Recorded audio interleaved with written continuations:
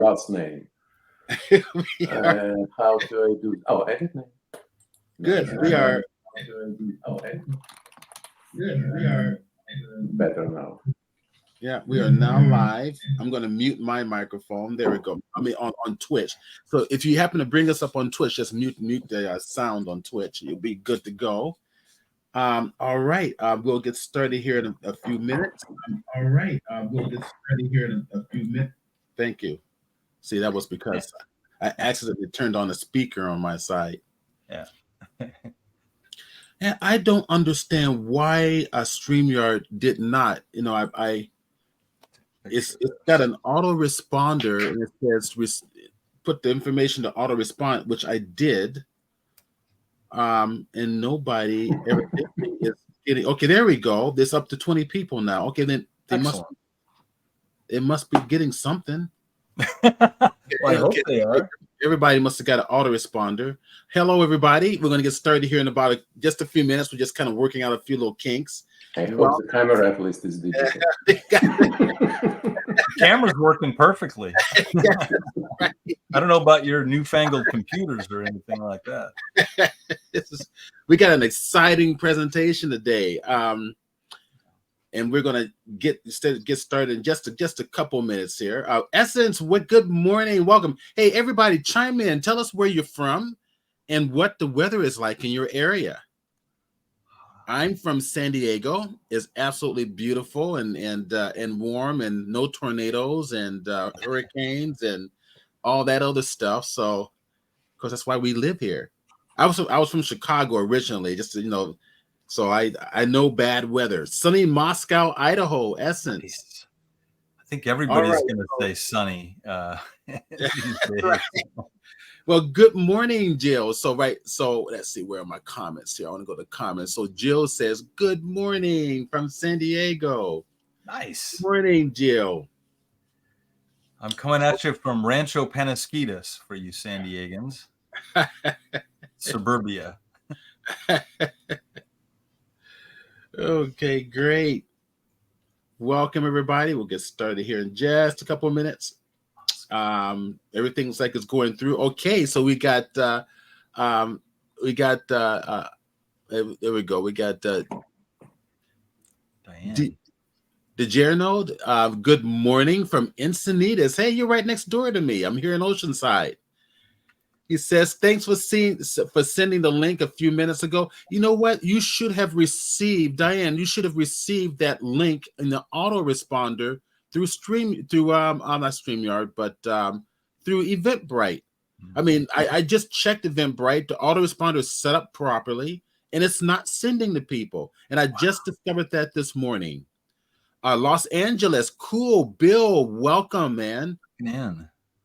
Cool. Los Angeles. We've got we've got Honolulu. We got that's Mr. Rostow from Honolulu. Welcome. Isn't it incredibly early in Hawaii? Yes, it is. 3 hours. Thumbs up for you. No, Don is a great photographer and he's dedicated. Oh, excellent. He's probably already been up shooting the dawn.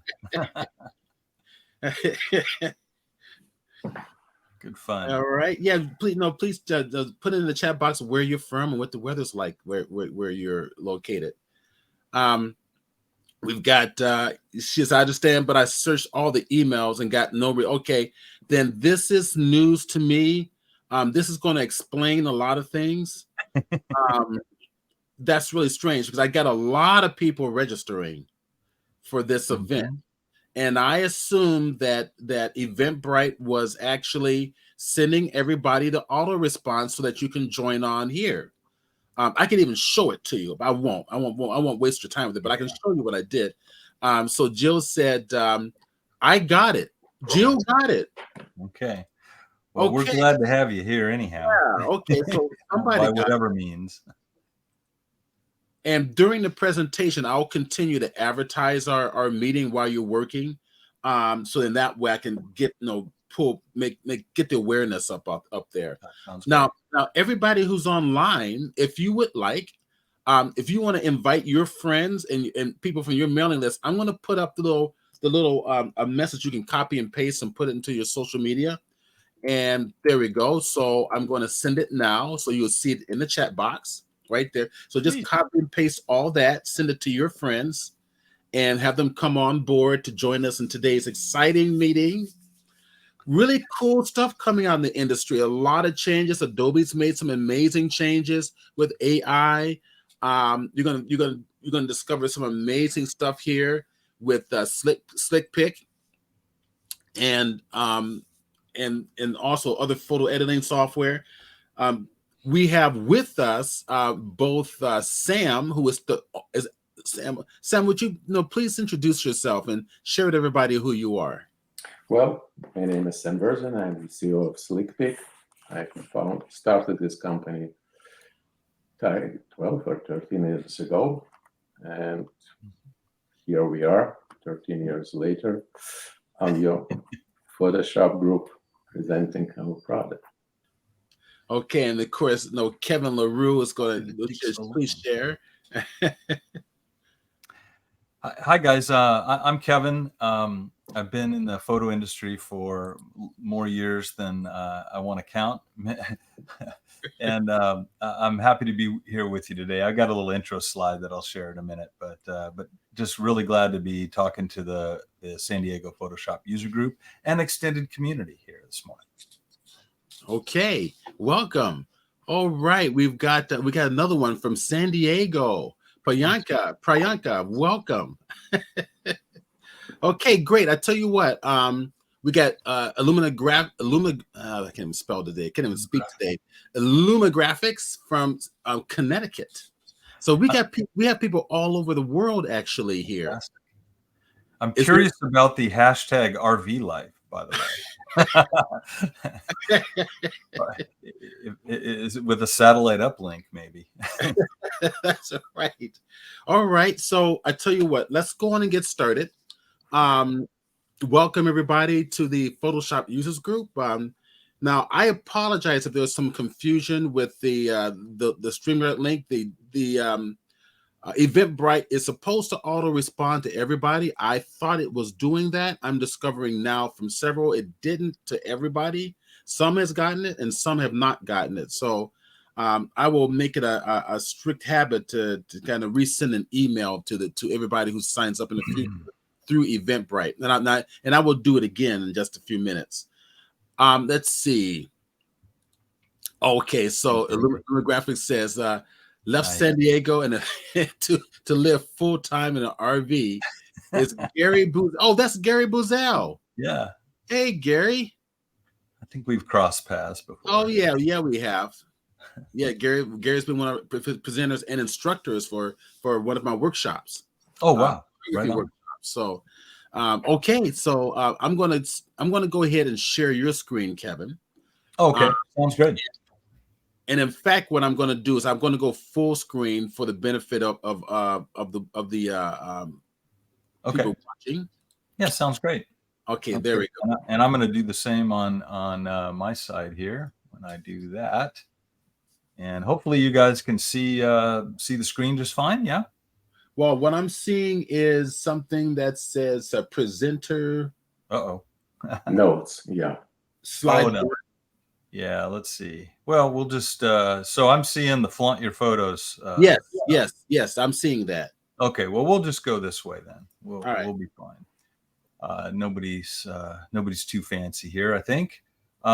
Once again, I just want to say thank you for your time this morning, folks. I hope that you come away with a lot of useful information and things you may not have known in the past. The name of the presentation is Flaunt Your Photos. And what we mean by that is, everybody can go out and take photos or make art. I don't know what your creative genre is, but, if nobody sees them or you don't share them, it's, I won't say what's the point, but it's really nice to get the accolades or just share what you see and the beauty in your world. With others, in my opinion. So what we're going to be doing today is I've actually got both the honor and the burden of working with two companies. currently, and one of them is Radiant Photo. There's Radiant Imaging Labs, and they have a product called Radiant Photo. And I'm also working with my good friend Sam Berzin here on SlickPic, and Sam asked me to give a presentation today that kind of blended both worlds. So we're going to kind of take you from the editing side. We're going to show you a little bit about Radiant Photo and what makes that so special. And then we're going to go over and we're literally going to build a fresh website in just a few minutes. Normally when people think about building a website, you think about, hours and days and weeks and tearing your hair out with WordPress or whatnot. I don't know if any of you have ever built a website from scratch using HTML. I know Steve probably has, but things have come a long way, and we're going to be talking about that today. So just a little bit about me. I have to say that I'm not a pro photographer, but I am an eager enthusiast. I got my start in the photo side of the world at a company called Nick Software, which was a San Diego-based company that got bought by Google back in, I think, 2012. And fortunately, we had a lot of great photographers on staff and a camera cabinet full of Nikon gear. Now, Nick Software didn't stand for Nikon, but they did have a little investment in the company, which kind of greased the wheels for us getting every new Nikon camera for 5 or 6 years and every new lens. So it was a wonderful time to learn that stuff. I've been in the software business since 1986. Got my start here in San Diego with a company called Silicon Beach Software. So any of you local folks who you might remember Super Paint or Dark Castle, the game. I was one of the early employees in that company until Aldus bought us. And Steve, I know you remember who Aldus was. Oh yeah, back in the PageMaker days. So that was fun. That was fun to work on. I like to dabble in crypto a little bit. I know you're either a lover or a hater of crypto. I like to travel. I ride a motorcycle as often as I can. And in today's world, I work on marketing and partnerships for both SlickPic and Radiant. So really happy I love the photo industry. I love the software industry. So it's really great to be able to blend those things together. So right off the bat, let me just give you, before we start in on the demo for Radiant, let me just give you a little bit of background. Radiant's a fairly new company on the scene, but the product has its history in some enterprise tech and also a consumer product called Perfectly Clear. Elia Liccardi is a pretty well-known travel and landscape photographer. He's also a great educator. He's got a lot of videos on f-stoppers called Photographing the World, and actually also had a really cool series on YouTube for a while called Moments in Time, which is all behind the scenes stuff. So if you get a chance to check out Moments in Time on YouTube, that's fun. So Elia lives in Florida and just got back from shooting a whole bunch of footage and stuff in Japan. So if you follow him on any of the social media channels, you can kind of see some of his recent work. Steve, I know you know Rich Harrington. Rich is a longtime educator and software guy, runs like 5 companies, and one of them is Radiant. And Rich was contracting with a company called Athentech, and they made a software called Perfectly Clear, which was kind of a semi-AI before AI were mashed together letters. And the Athentech was purchased by a private equity firm, which took all their stuff over the last 3-4 years towards enterprise, and they were selling their technology to large, high-volume print houses. So, Costco.com and Walmart and overseas CV and Shutterfly and all those guys. When they ingest all these billions of photos, they run those things through a software stack, so the output coming out of the printer is as optimized as it can be, because nobody wants to open up a package of pictures and kind of see what you shot. They want to see what was in your mind's eye, right? And so these software stacks that are part of that workflow, that ingest, edit, process workflow in these big commercial printers, they work on billions and billions of photos a year. The mantra is don't screw anything up, right? There's sort of fixing things and correcting things, and then there's the creative side. And when you're talking about just printing billions of photos, you just want to correct it. And so that technology has, as I said, worked its way into a lot of these enterprise high volume print shops. And so Wrench went back to the Perfectly Clear guys and said, hey, you guys haven't updated the software in years since you were acquired. So why don't you let us take the brand new fresh technology and build a consumer app with it? And so that's what I'm going to be showing you today. If you haven't heard of Radiant, again, they're less than a year old. They, starting to get the word out. And they just have in the last few weeks, I've gotten a beta of the Radiant photo on mobile. And so they're looking to introduce that to the world soon. So Radiant's a pretty fun little company, and we'll talk a little bit more about them during the effort. SlickPic. What can I say about SlickPic? You already hang on, let me get this right. So it was founded by Sam about 12 years ago. He might not do the math, but it's about 12 and a half, 13 years ago. And, Sam, he's a pretty modest guy. So I'll just say he's a serial entrepreneur and a very successful businessman, and is very involved in the photo meetup groups in the Bay Area and some of the photo clubs and the PSA, which is the Photographic Society of America. So it's pretty well known up there. And SlickPic was actually built to kind of help that group display their photos online as in the highest quality possible. So we'll be showing you how that gets done in a little bit. Thousands of clients. What's interesting and unusual and really special about SlickPic is that Sam and the team have a very strong focus on photographers and creatives. So where you might have website builders or gallery builders out there that have to kind of serve all markets, you'll see as we get into the demo that SlickPic has got just the essentials for photographers. And as I get into the demo, we'll talk about some of the famous photographers that run their sites on SlickPic.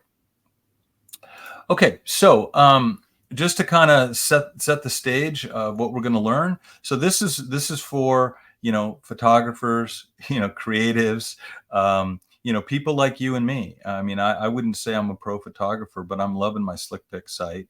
It's easy to maintain, and you'll see. And I love editing with Radiant too. So we're going to talk about Radiant. We're going to talk about why you want a portfolio website, and you want a high quality platform for sharing your images. We're going to talk about some mistakes to avoid, and then we're going to do deep dive demos on both those. Along the way, between myself and Sam and Steve, will answer any questions, and of course, always the ubiquitous special offers at the end. So once again, Radiant specifically, we talked to them a couple of days ago, and they were pretty centered on the photo enthusiasts and pro market, but really you'll see the software is easy enough to use for anybody, and it's a real time saver. Remember that workflow I talked about, from ingest to processing to print. So it's all about saving time.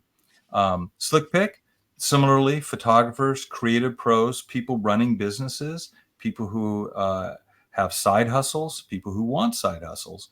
The reason to go with SlickPic is that photography focus means you're going to get the highest quality images displayed on any device as well.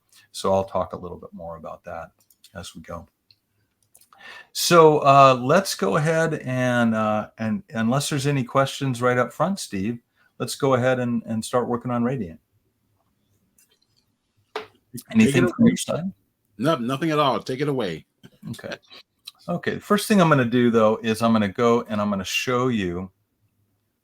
I'm going to show you the Radiant site just to give you a feel for this.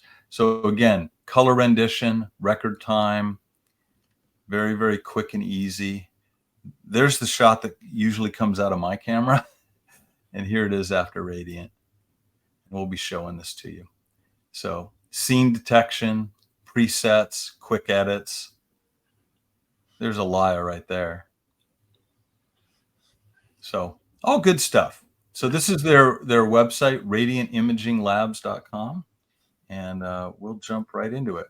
So this looks pretty plain Jane right now. In fact, I can collapse all the palettes. And can you guys see my screen, by the way? I'm seeing the Radiant demo with the Radiant logo to the right. Yeah. Oh, so you're not seeing my main demo screen. Oh, I thought we were on that. Yeah. Did you tell StreamYard to share your entire screen? No, share a window. Okay, so let's go here. Sorry about that, guys. Tell you what, let me stop sharing my screen, Steve, and then maybe you can talk me through how to share one of my monitors here. All right. So basically, go ahead and hit your present. Mm-hmm. And then, and if your intention is to share your entire screen, you have 2 monitors, right? I got 3, but how are we looking now? Hold on a second. I'm going to add that. So there you go. Okay, got it. I'm showing my entire monitor up here. Okay, now we're cooking. Okay. Okay, so this is the Radiant window when it starts. Obviously, you know, I've collapsed a few palettes here, but just for grins and giggles. So very simple interface. There's 3 tabs up at the top: Quick Edit, Detail Edit, and Color Grade. So hopefully you guys can see that up here at the top. On the left-hand side, there's a zoom navigator. We're not going to fiddle with that much. But the interesting part here is the smart presets. So right now, obviously we don't have an image up, but these smart presets will do what's called scene detection, and it will make adjustments in the algorithms of the editing tools to according to the scene. So what I'm going to do is I'm going to come in here, and I'm just going to grab a photo or 2. So let's grab 2 photos right away. And I'll pop up my little grid here. Okay, these are from the Little Italy farmers market. So you notice that over on the side, it detected that this is a person. So the algorithms are going to be modified to reflect the right settings for people. So I can go there, I can go here. Here's a guy that sold me something. Whenever I buy something at the market, if I have my camera, I ask them if I can take a picture. I don't tell them they're going to be broadcast worldwide later on. But you can see they've done a real good job here. And if I hit this arrow off to the side, let me just go ahead and pull that down. You can see that the quick edit panel just gives you a few different options here. So it cranked up the strength to 100, but if I think that's a little overclocked or overcooked, I can drag that down. You can see there's with no strength of the portrait smart preset. So I might season to taste here. I've got some color adjustments I can make. Again, if I take that down, it'll just kind of give me the same colors of my original image, right? So now I'm going to go ahead and just crank both those things up a little bit. I get a little bit better picture. So if I want, I can click save or save all right now, and I'm done, right? That's just as fast and easy as I can think of it. Let's go ahead and grab a few more here, and then we'll go into something a little bit different. Let's see here. So we'll grab a couple of people and a couple more people and work on those. Just out of curiosity, in the comments section, what kind of photographers are most of the people? What kind of photos do you normally take? And I'll be able to kind of look at that as I demo here. Yeah, so that'd be great. Everybody chime in what type of photography that you love to do. Mm-hmm. So these are all my personal pictures. I don't like to use stock photos and stuff. So say hello to my wife, Kim. She would kill me if she knew it was here. So there's my very difficult exposure shot down in Cabo a couple months ago. And here's what Radiant did with literally not doing anything. Right? So tell me which picture you guys would like to have come out the other end of your printer, this one or this one? I would say this one's a little bit better. So we can again, if we want to adjust some of these, like if we want the image to be a little bit more vibrant. Now, I am using, I must add, I am using JPEGs for the speed of the demo, but this thing's an excellent RAW processor. It will bring in, you know, NEFs or Canon RAWs or, you know, Sony files or Fuji RAW files. So you're fine with whatever you need there. But let's click over to the detail edit panel. And I just want to show you kind of what that looks like. So once you're in the detail edit panel, you've still got those smart editing, those quick edit sliders here to make global adjustments. But you know, we've got a histogram. We've got some cropping capabilities. So let's say I want to crop out that window a little bit. I would say start cropping, and I can come in here and kind of tag that down, and I should be able to move her just a little bit centered. So then then I apply the crop, and there we are. So you know, there's some basic controls here, but we also have we're in a section here with all the filter tools. Okay, so that's key to note. So if I want to go into the portrait, I can do that. But let's cover this for just a minute. So the radiant tools are kind of separated into these three sections, and then over off a color grade here, we've got color grading and finishing tools. So the finishing tools are kind of what you'd normally see in an editor. You mostly see these to start with, right? But the Radiant team has kind of flipped that around and said, look, let's take your finished photos, or let's take all your edits that you've done, and then we'll just give you some adjustments to do some final finishing on it. So anyway, let's go back to detail edit here. Again, I'm just clicking up here at the upper middle of the window, and now I reveal these tools. So let's go to tone. So in tone, this is where I might, you know, enhance the exposure a little more if I want a little bit brighter. Definitely want, you know, face aware. We've got something called super contrast, which super contrast does is it adds contrast where it thinks it needs it. I'm sure you guys are all familiar with contrast and the difference between light and dark, and so super contrast analyzes your image and determines where it might need it, and then as you crank that up, it's only applying it in those areas. So you'll see when I crank it down, you see how it kind of blurs a little bit in the background, and when I crank it back up, it's not really messing too much for the photo, but it is enhancing it a little bit. And so we've got, you know, things like depth, and again, you're trying to separate the foreground from the background, and they've got a couple of different choices here.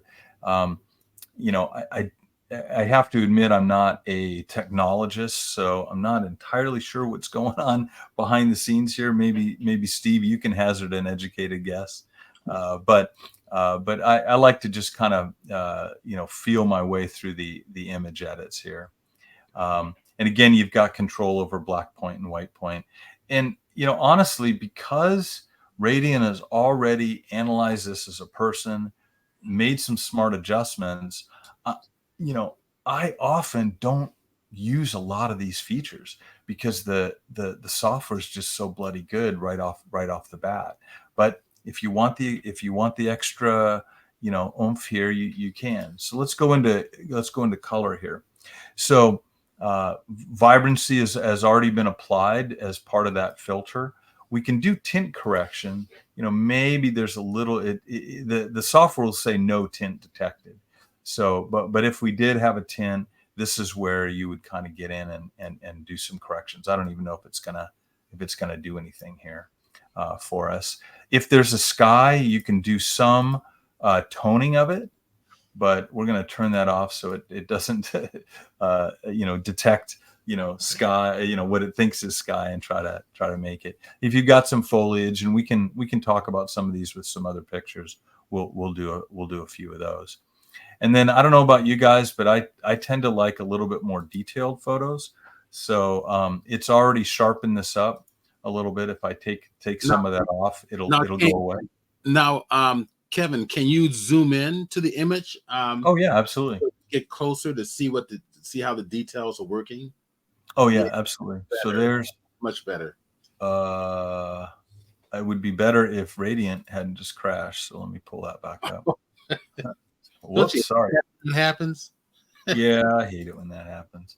Well, the interesting thing about these kind of things is that they oftentimes I'm in and out of Radiant so fast. It's rare that I click through this much. So maybe that's part of it. But so there's where we were, and I'm just going to turn off the sharpening, and you can see right around the eyes here and her teeth. It kind of softens up a little bit.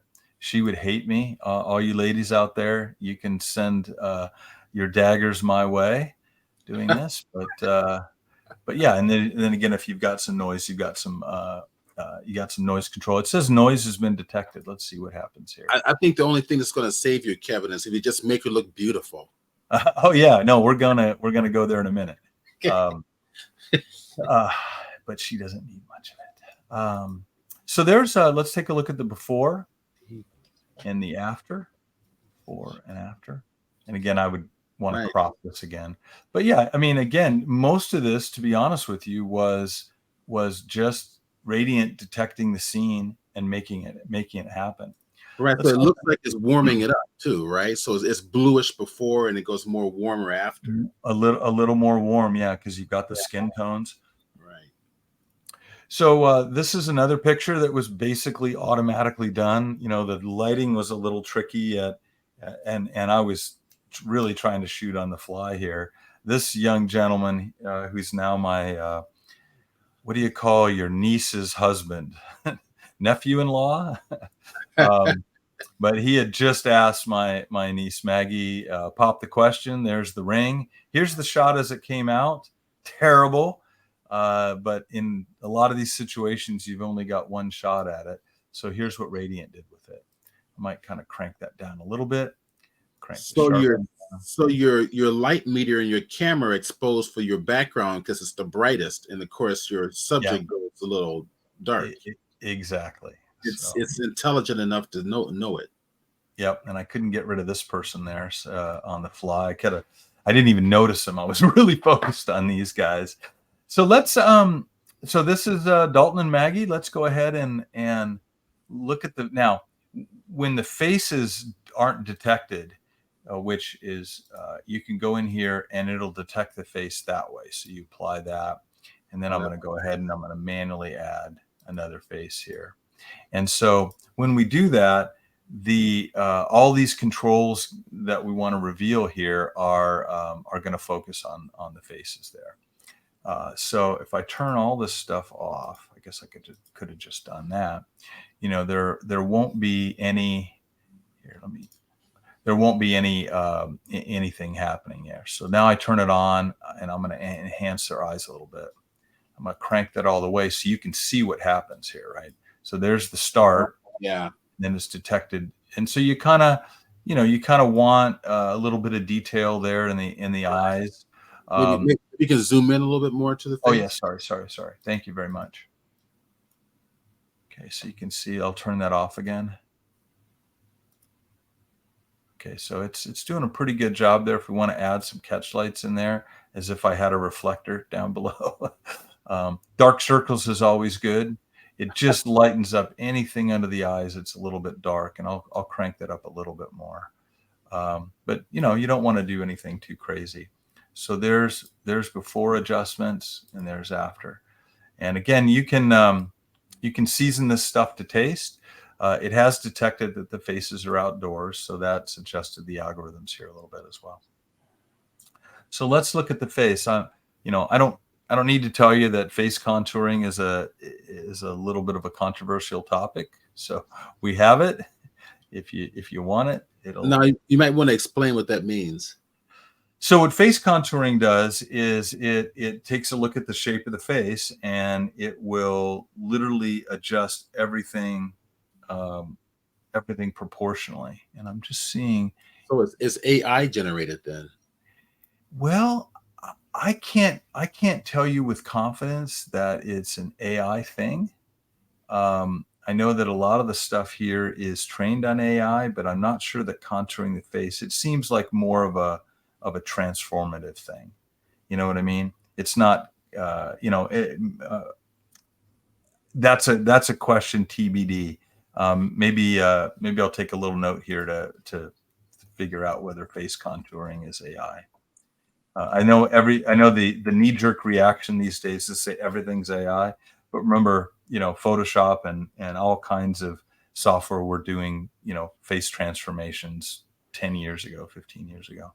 So lip sharpening is all good. I don't think her teeth need to be any whiter than they are, but if you want it a little bit whiter, you can. But again, I'm just kind of giving you a quick preview of Radiant here, and it's important to note that in the span of all photo editing software that we have out there today, there's so many choices out there. What the guys at Radiant have just decided to do is really kind of angle towards the corrective, right? The stuff that is quick and easy, almost like batch processing level easy. And where you put it in your workflow is kind of up to you. Myself, I'll take a batch of photos, which I'll show you in a second, and just run them through the batch before I even import them into Lightroom. And that way, the stuff I have in Lightroom is stuff that I already know has had a first pass. I don't need to use the Radiant plugin. And then I can decide where creatively I want to go with it. And I'll show you one of those, a couple of those images later. Other people will literally take their finished images. This is stuff that maybe is from their back catalog or that they've shot recently and edited and in other tools, and then just out of curiosity, they'll run it through Radiant just to see what it'll do. And 9 times out of 10, it'll just kind of sharpen and improve the image enough that you can see a meaningful difference. So where you put it in your workflow is kind of up to you. But again, we're not here to add atmospheric fog, or to create, glowy things or add stickers to the top of images. We're here to correct the image as quickly as possible and let you get on to the rest of your business. So let's go ahead and look at some skin smoothing. I don't think she needs much, but we'll do a little bit of that, kind of keep it subtle. And one thing that's kind of interesting and is that this is one of the only pieces of software that I'm aware of. I think Portrait Professional also does this, that gives you some makeup options. So if we wanted to add blush, and I would probably obviously want to do this more selectively, Radiant really doesn't have the ability to selectively do that, but we'll make it kind of garish there. So you can see the purple has gone in here, and then we can adjust that. We can make it more skin tony and adjust that higher or lower. So on the right kind of images, if you do have the need to kind of go in and maybe you've got a little portrait session you're doing with with your kid or whatnot, you've got some capabilities to do this. So there's where we started off. There's where we finished. Nice sharper images, much better, much better overall exposure and tone throughout. So let me go ahead and show you a quick batch process here. I hope this is all kind of making sense to you. I'm going to I notice a lot of folks are ocean and travel and landscape. So let's grab all these shots at one time. And what we're going to do is we're going to open them all at once. And as those open up, Radiant has already edited all of them. Okay, so in just a few seconds, we've gone from that to that, from this to this. And, here was something that was pretty dark. Now you're seeing some of those exposures and tones and colors. I love what it did with this coastal shot. So it just brings enough detail and color, corrects exposure. And now you can get into, different things. If you want things to be a little bit more vibrant, you can certainly do that. You can go that route if you like. But I'm just blown away by now. You understand why I don't really mess with the sliders very much, in here, because it just rocks so fast. And again, it's applied the landscape smart preset and literally pixel level editing with each one of these things. Now, if I want, I can just go ahead and here's another one. Right? I'd probably crop this little thing out right here if I was going to do it for reels. But again, straight out of camera. This was a Fuji RAW film that I just exported out of Lightroom for this demo into a JPEG. And now you've got an image that is a heck of a lot better. So, and then again, save all, and you've now got some capabilities. Again, we're kind of drifting over into the batch processing side. So you can pop it into your same folder. You can rename it. You can save file. You can save all the files, keep them as a JPEG. Adjust the quality, change the size on export a little bit, right? So you can size it for social media, et cetera, and so forth. So, and if you click this, then if you've got a series of batches that you want to put them in the exact same place, you can just bang them out that way. Okay. Any questions about Radiant? I want to show you one more here in a second, but any questions at this point? Not seeing any questions yet, but okay. I'm either doing a good job or a bad job. No, you're doing great. One of my secret tricks here, Steve, is to come in early and show software that's so new nobody's seen it, so they don't know what to expect. All right, so unfortunately, I don't have any underwater images here, but again, through those billions of photos, this scene detection is really, really good. And again, if it doesn't get it, you can click over to it'll say just auto radiant. It'll take a guess. But normally, when you've got something that's got predominantly landscape in there, I just love what this thing can do. It makes me actually feel like I might be able to take a picture now and then. So let's, I'm going to go ahead and close all. I'm closing out all those images right now. And I'll just pick one more to do. Let's see if I've got it here. Let's see. Oh, well, I'll do a couple. Because, these are just all different styles of pictures. And I know we have a lot of landscape folks here. So, again, it's already done. 4 pictures edited. I can save right now. Nice. I feel like I can save. That's what I started out with. That's the post-processing side. This is, morning at what's called Land's End in Cabo. The sun's just coming up. This little sailboat was out here all night. So it's a little liverboard. And I might look at this and I know that there's a little bit, since I was there, I know there's a little bit more stuff in the clouds there. So, I can kind of fiddle with this and make it look a little bit better. But again, Radiant's not the tool you're going to get uber creative with. They'd probably kill me if they heard me say that. But, I'm a fan of putting things in the right places. So it's kind of getting some of the way there before you actually bring it in to do another program to edit. That's how honestly I use it, and I would term it. One area that they do excel at is also in the color grading area, and this is where you're using lookup tables. I know you guys know what lookup tables are. You At might least I want to. hope you do, being in the Photoshop group. But a lookup table is where, and Steve, you can probably give a more technical description, but if you think about all the pixels on your screen, a lookup table will transform each pixel to some other color or some other, and basically do a swap. And so if I come in here and I say, hey, I'd like to use a teal look here. So now it's basically swapping those colors in there, and it's literally an instant way to do things. And it came out of, if I'm not mistaken, Steve, it came out of the video world, right?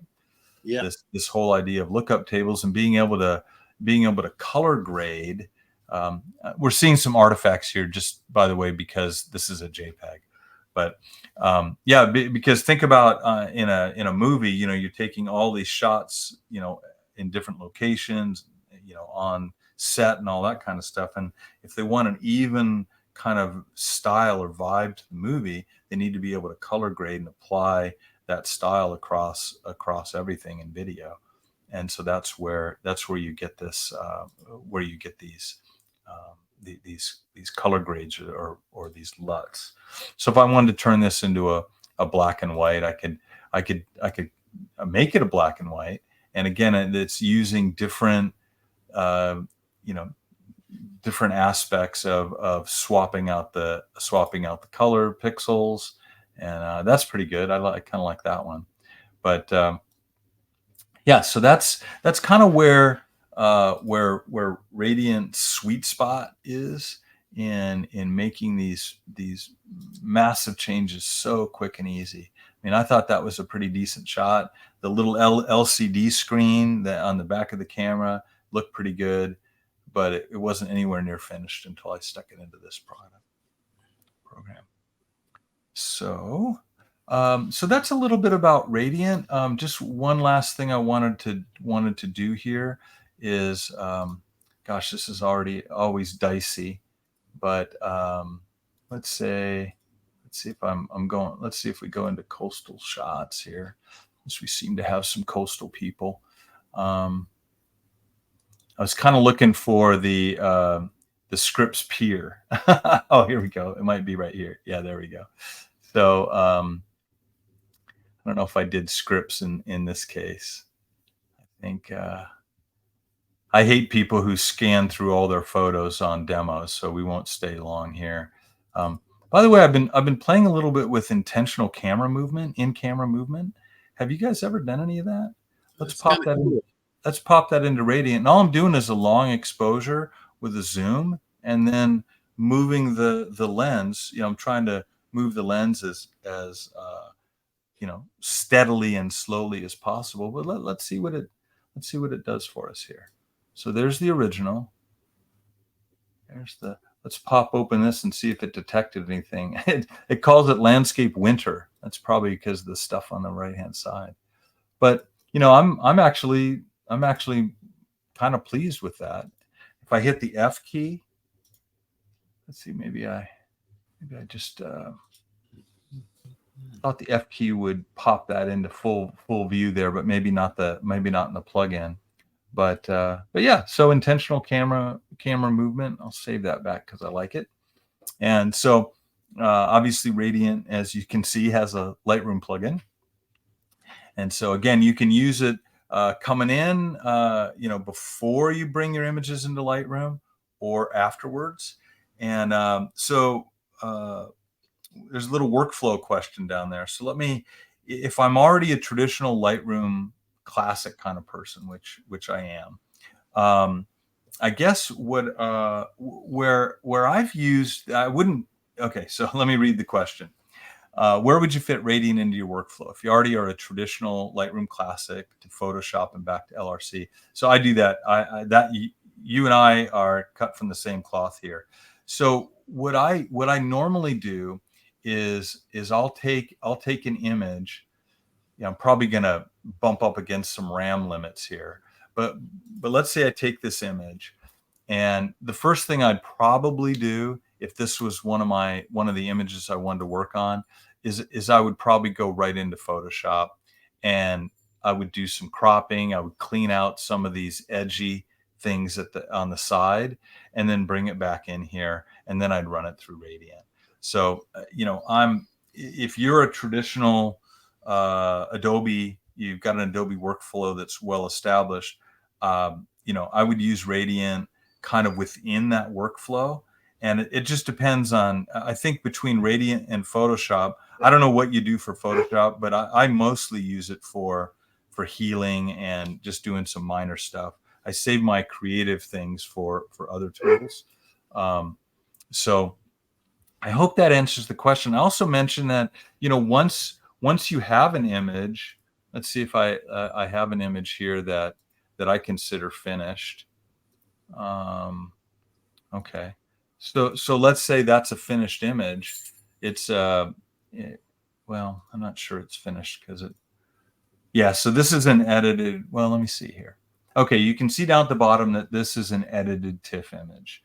So if I click this and I say edit in Radiant, now remember, I consider this thing finished.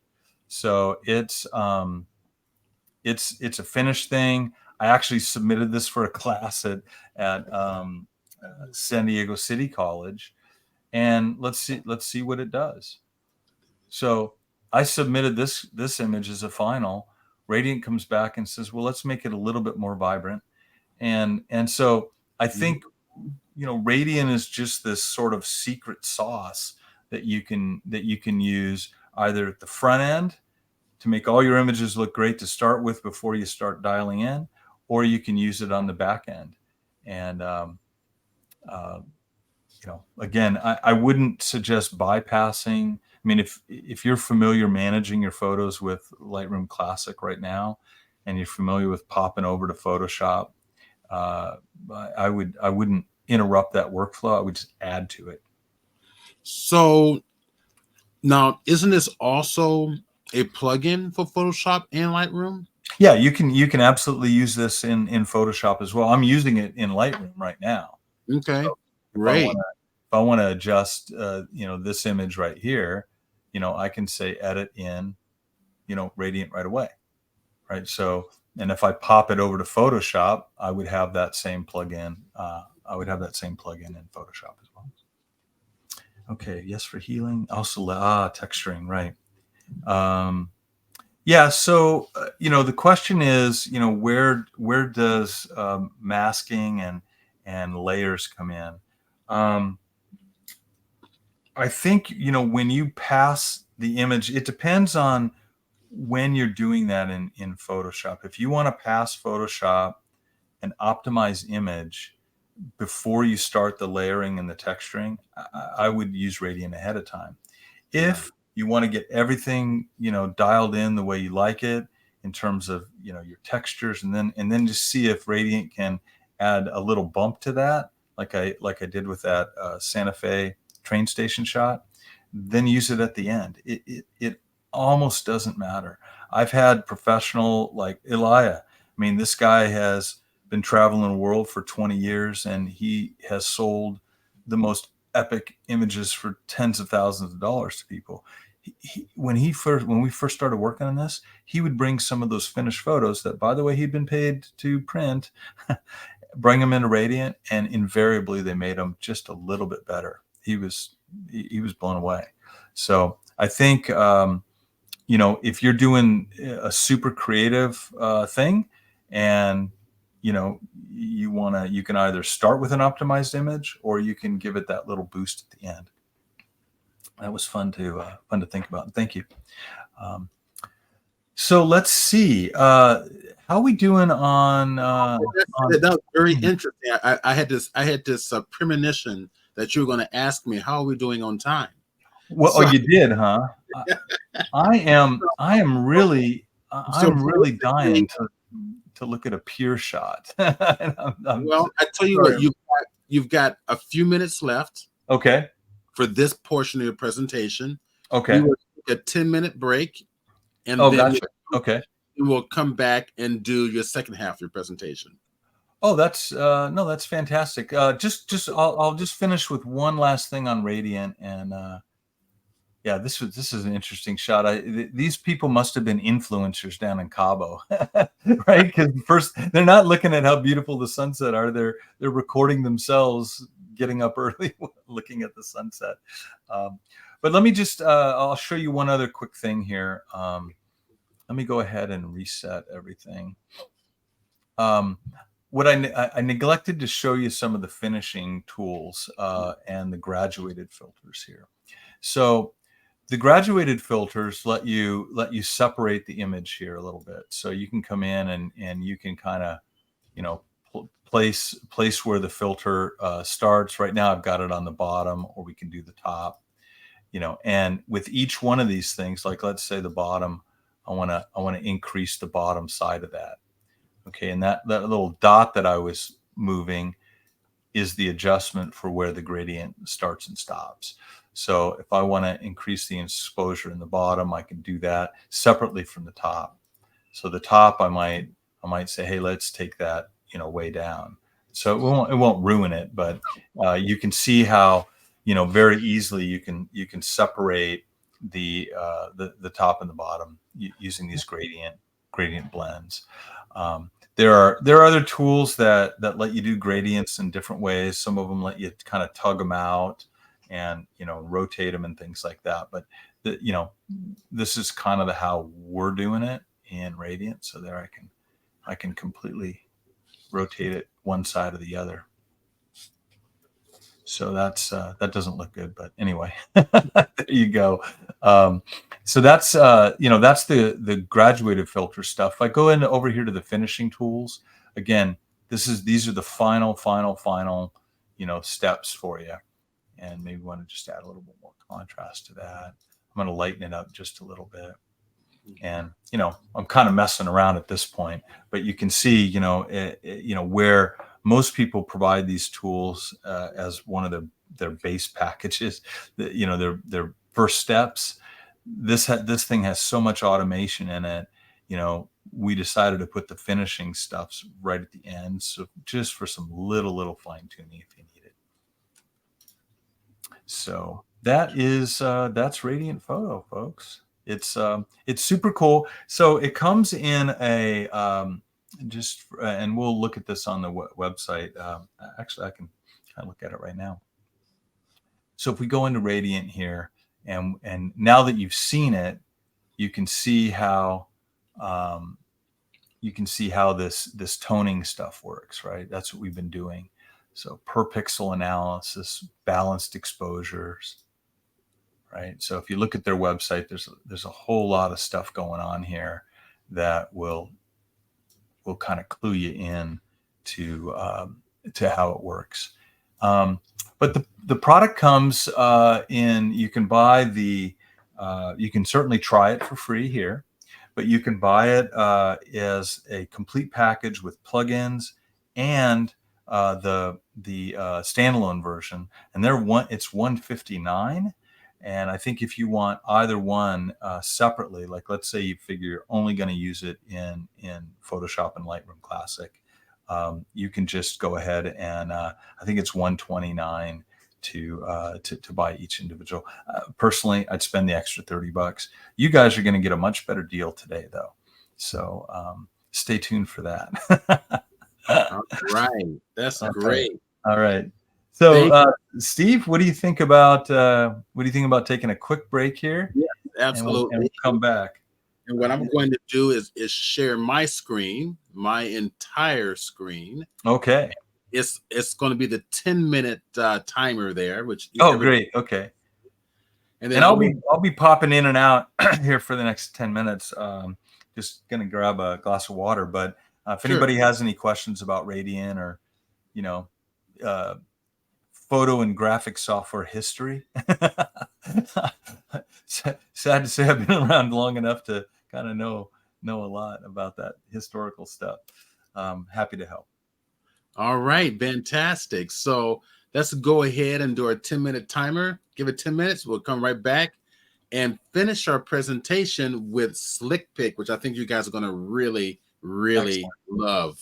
Thanks, Steve. Okay. All right. We'll be back.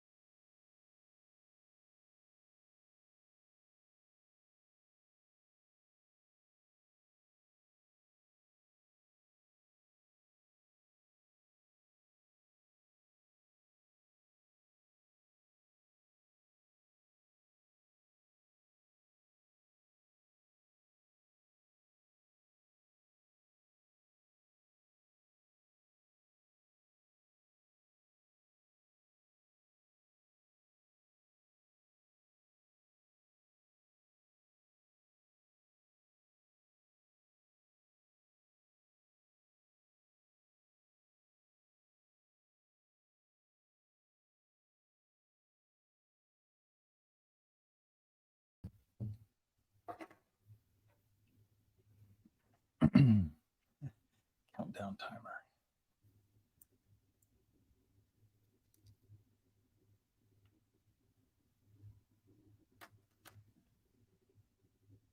Nice job on the countdown timer there, Steve.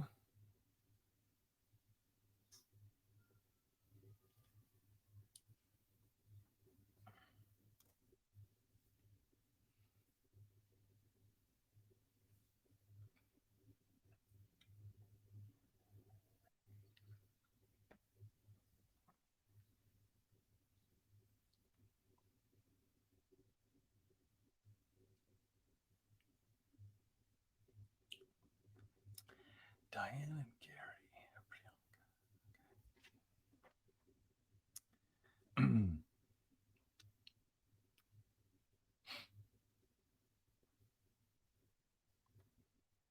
Hey, Steve, you're on mute, which I'm sure you know because you're. I am on mute. Yeah. How are you? But you understood what's coming out of my mind, right? Oh, yes. The telepathy was working perfectly. All right, so we're back. Excited. I'm excited about SlickPic. This is going to be a product that the Photoshop Users Group will start hosting our site, utilizing this technology, as well as my personal site. This is very exciting. So I think this is going to be invaluable to artists everywhere in terms of being represented on a World Wide Web, because that's not an option anymore. You got to have it. And I think that this product here is going to really, it's going to really excite some people. Is that my cue? Pretty much. All right. Thank you, sir. Thank you, sir. Well, I just to kind of play off what you just said. I mean, you and I have been doing this a long time, and we were both into things even prior to the real dawn of the internet. I mean, I remember I had a company from like 94 to 98. And in fact, if you guys want to go back in history a little bit, you might remember Apple's HyperCard, which was a personal programming tool. It used natural language commands like move button from this XY to this XY, or on button click, do this. And a lot of people were using it as a personal programming tool. And frankly, I don't think we've got anything anywhere like it even today. But the company I started with a couple of buddies was a derivation of HyperCard. We called it SuperCard. It had color and vector graphics and all that kind of stuff. But the reason I bring this up is, back in the day, so we're going back to like 96, 97, we were building server-side widgets, I guess, that could communicate with your desktop that would run projects in the web browser. I think they called them extensions, or they were like web things. I mean, we know them as extensions now in Chrome, but this is, before any of the sophistication we have today. But I remember trying to build a website, coding with HTML, and it was just, I was in my 20s. I didn't have anything else to do. It wasn't a bad deal, but it never came out the way I wanted it to. So fast forward to the days when guys like Wix, you guys have probably heard of that, and there were other things like GeoCities back in the early internet days, and those were attempts. I mean, Wix I think still lives today, but I mean, those were attempts to try to democratize what you could do on the web and allow people their own sites on the web and so forth. And for many people and many small businesses even, those things worked fine, right? But the reason I love SlickPic, and the reason I decided to join Sam's merry band of adventurers here, is because at my heart I love photography, and to find a tool that is specifically fine-tuned for creatives and photographers, that just dials it in so perfectly, was a blessing. And so while things like Wix and Zenfolio and SmugMug, and there's a ton of. I mean, if you search website builder on Google, yeah, there you go. You'll get 600 products that purport to allow you to do things on the web. And I'm just very happy to be able to present to you SlickPic tonight. And like you said, anybody who wants to show their craft, their creativity off in the world, there's a tendency among folks to say, well, I'll just throw it up on social media. All my friends are there anyway. I'll just share it out, and I'll go on my merry way. And the challenge with that is, what happens when your account's disabled, or you also don't have a real connection relationship with a lot of those people that are there. So we think that you kind of want to own your tribe in a sense, and one of the ways to do that is with a portfolio website. Right. And whether it's just a passion like it is for me, whether it's a side hustle, maybe you want to put some images up on the web and try to attract people to them and sell them, or you're going full time. You need a website that best represents your brand. And I like the social media kicks you off. That's a good one. My daughter is at her 22-year-old self fancies herself a social media influencer. She's got 80,000 people following her on Instagram. So that's, she feels pretty good about that. Her account's been disabled 3 times in the last year. Just, people trolling her or whatever. They've gotten her account disabled for weeks, and it's nigh on impossible to get that back. I'm not saying that any of that would happen to you, but by having your own website, you kind of sidestep that issue. So let's I think I've kind of given you a little bit of a preamble here, but why we call it a portfolio. It's also galleries on the web, but a portfolio is unique because it forces you to take the best of your best and think about the experience that people are going to have by looking at those images. So you want to put your best foot forward. And this is something that Sam's taught me in the past. The very act, I don't know if any of you have ever entered a photo competition or tried to hang a gallery. The very fact that you are going through that thought process and making the difficult decisions on what images to show the world, that actually helps you grow and become a better photographer and have a deeper connection to what your style is and what you're putting out there into the world. So that showcasing equals growth in our opinion. Now, a portfolio website, one that's using a dedicated tool like SlickPic, you want to be discoverable by search engines. One thing that's great about social media is that you can share to your friends, and then there's some discoverability built into that platform. Well, on the website, that discoverability is built into your ability to get the word out and drive people to your website, but it's also through search engine optimization. So the right kind of tool will have built-in SEO to it. And again, so what do you want to do with your site? You want to attract gigs or jobs. You want to serve your clients with client proofing tools, perhaps. You might want to sell things, whether it's your time, workshops, digital downloads, things like that. So what Sam and his team have done is kind of bring everything together and into one package, which I'll show you here in a minute. Before we go on, I just want to call your attention to some of the 2 sites that I've got on the right-hand side, and we'll look at a couple more here too. So Joe Edelman, obviously an incredible portrait photographer, and has his unique style, and SlickPic enabled him to really put his images front and center there.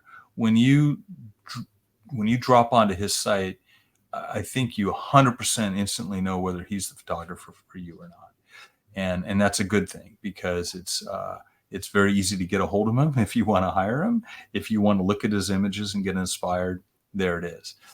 In a completely different realm, so we've got a wedding and family photographer down below, the Wakalskis. And so they're doing kind of a more classic style template where you've got a horizontal scrolling through there, very clean menu system up at the top. Let me show you the SlickPic website here. Websites and photo sharing tools. Okay. So we'll talk about this later, but it's so important for whatever you do on your website to be visible on any device, iPad, mobile phone, and SlickPic has paid particular attention to that detail.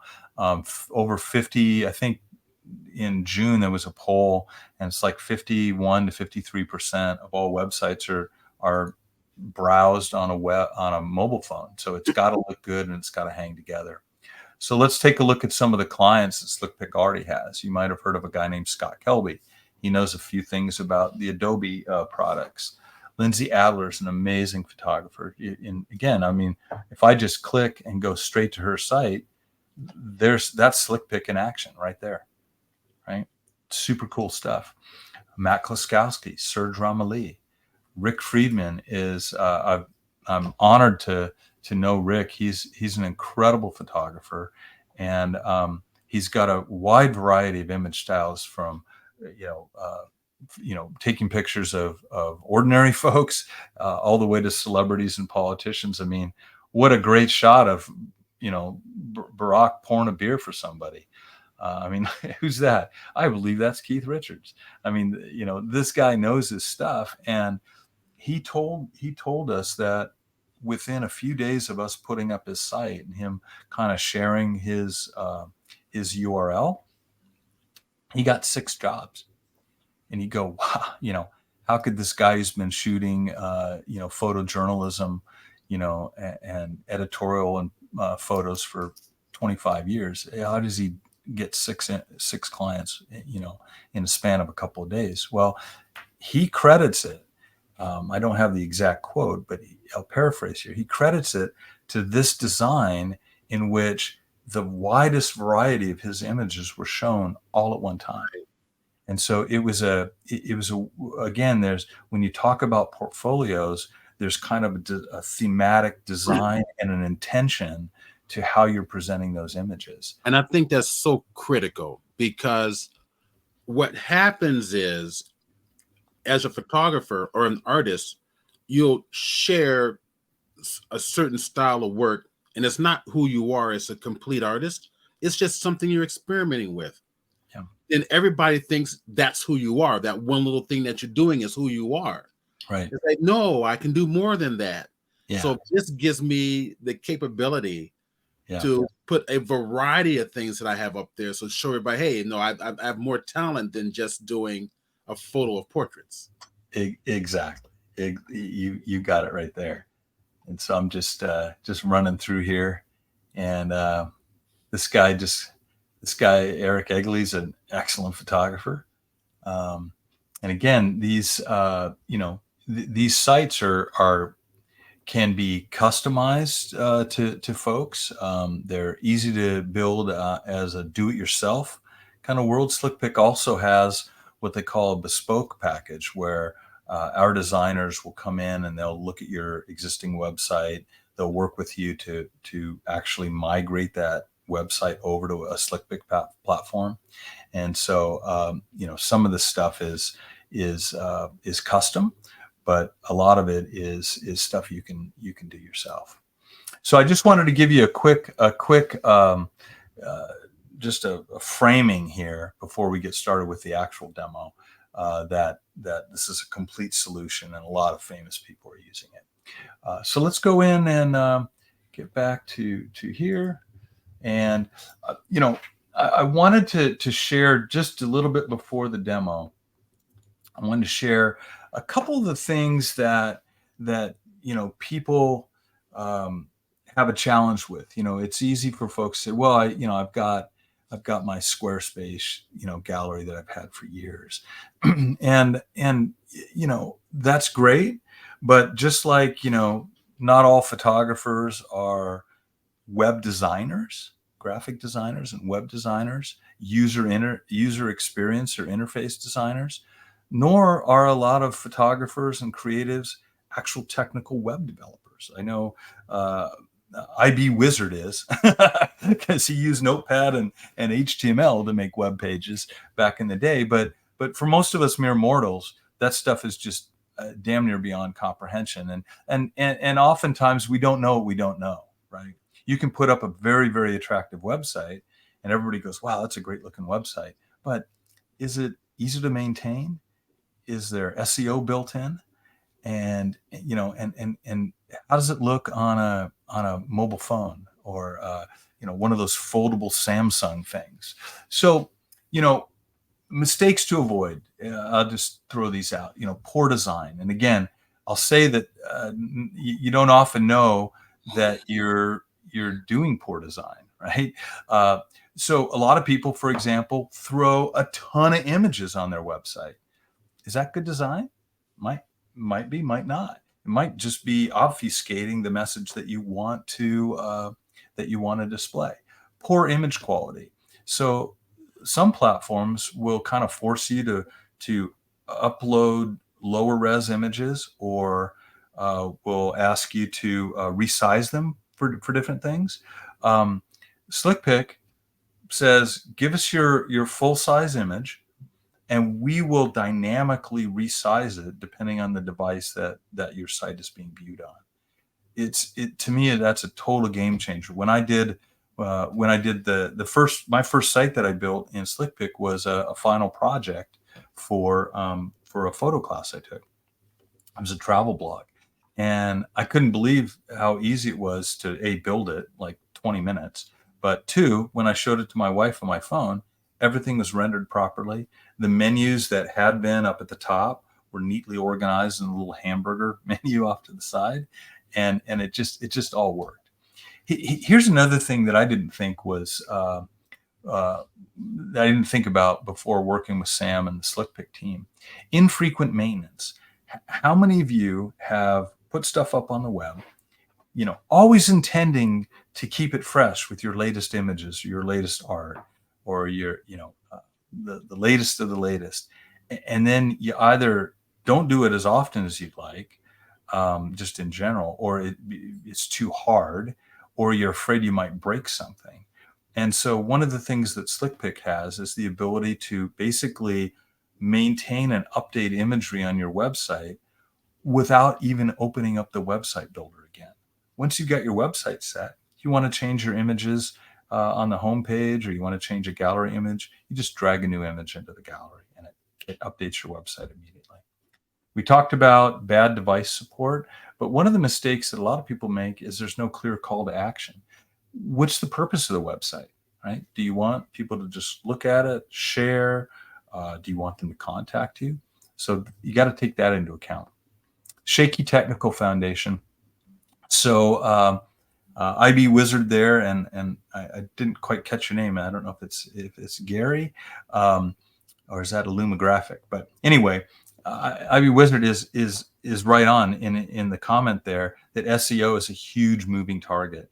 So search engine optimization is hypercritical if you want to get noticed. And you'll see as we go through the demo here that SlickPic, has SEO nailed. We've got people that are looking at this stuff all the time. There's even notes in there that tell you, our current research is that this isn't that important. So, they're on top of this stuff. And then again, unnecessary, irrelevant stuff. I think, when given a Swiss Army knife, the impetus for a lot of people is to open up the spoon and check out the fork and the scissors and things. A lot of these other products will give you all kinds of stuff you don't need. We're focused on photography. Okay, so let's go ahead and build a site in just a few minutes. I'm going to walk through these steps just to give you kind of a foundation. We're going to create some galleries. We're going to look through the gallery.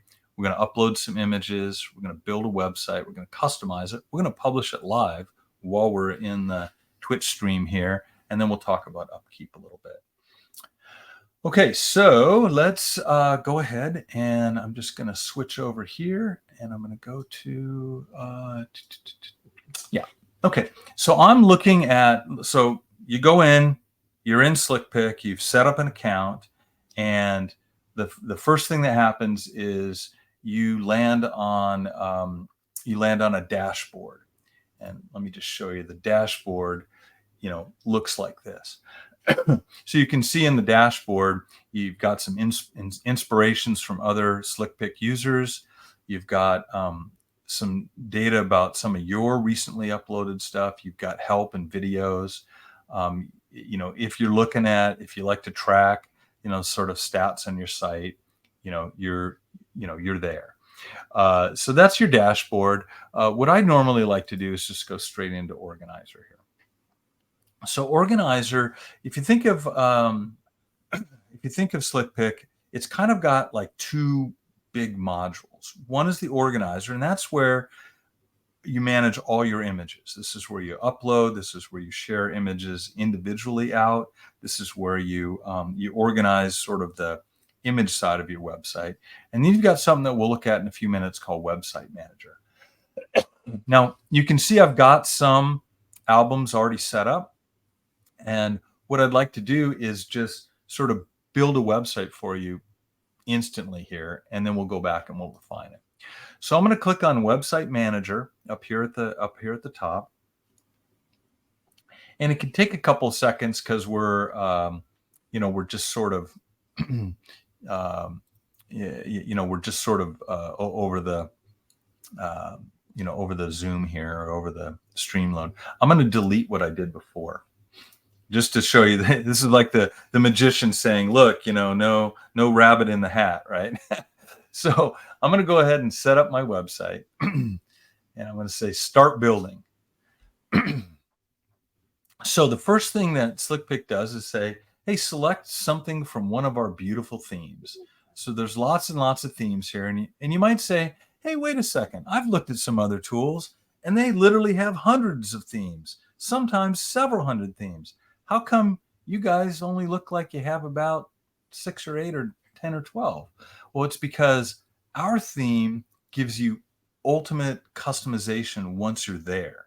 So we want you to pick kind of a global look, and then after that, we'll help you kind of customize it and modify that theme. So it's kind of like two ways to look at the same thing here.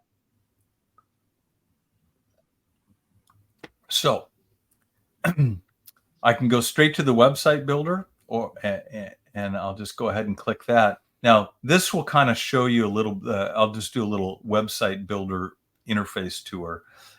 Here's your home website pages. Here's some design blocks that you can add, customize elements, preview the website, which is cool, and we can publish it. So here's the start of my website. Now, each theme comes with 2 home pages.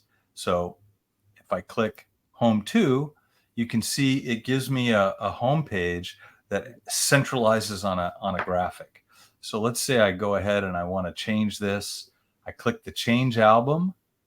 I click Existing Albums. Now you saw some of these albums when I was in the gallery organizer.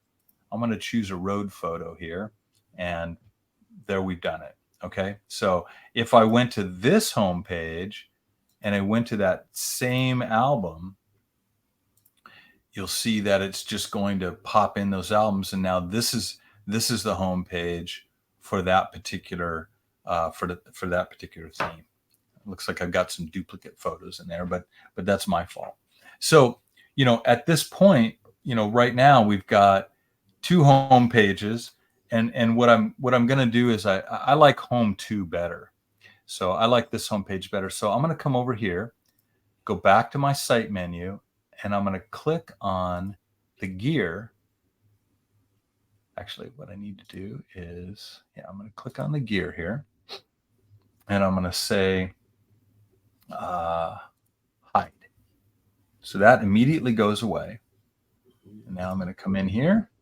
I'm going to select Home 2, and I'm just going to call that my home page. Okay, and that changes automatically for you. I really haven't done much here. I don't want any. I'm not planning on selling my my stuff. So I'm going to go ahead and hide that. And now I've got a much simpler navigation here. So let's go ahead and publish this. I'm going to publish all pages. And now once I've published it, we can go to the preview.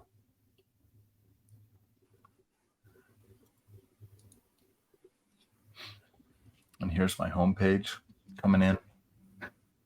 If I want to preview that on a tablet, that's what it's going to look like on a tablet.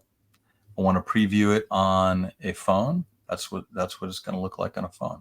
So you can see when I click on the hamburger icon here, you know, I've got my menu structure, my share and my social sharing structure and things like that. So we've literally made a website in you know, hardly any time at all. So here's my website address, .slickpic.site. So every site that happens, you'll have this website, this style website address. You can connect your own domain name. Like Steve, I'm sure, is going to connect his Photoshop user group domain name to the website. But just suffice to say that you'll start off by having kind of a free or an included with your package right in there. So the domain name, your version of the domain name will be included in there? Yeah, right off the bat. And so, yeah, that's not a problem at all. That's great. Yeah, so I'm going to go ahead and this time what I'm going to do is I'm going to click manage again, and I'm going to delete that website. I mean, it's literally that easy, right? So it's I don't have any compunction at all, about just building a new website for you guys from scratch here. And I'm going to pick a different theme this time. Jill says, do I have to pick a theme or can I use my own image?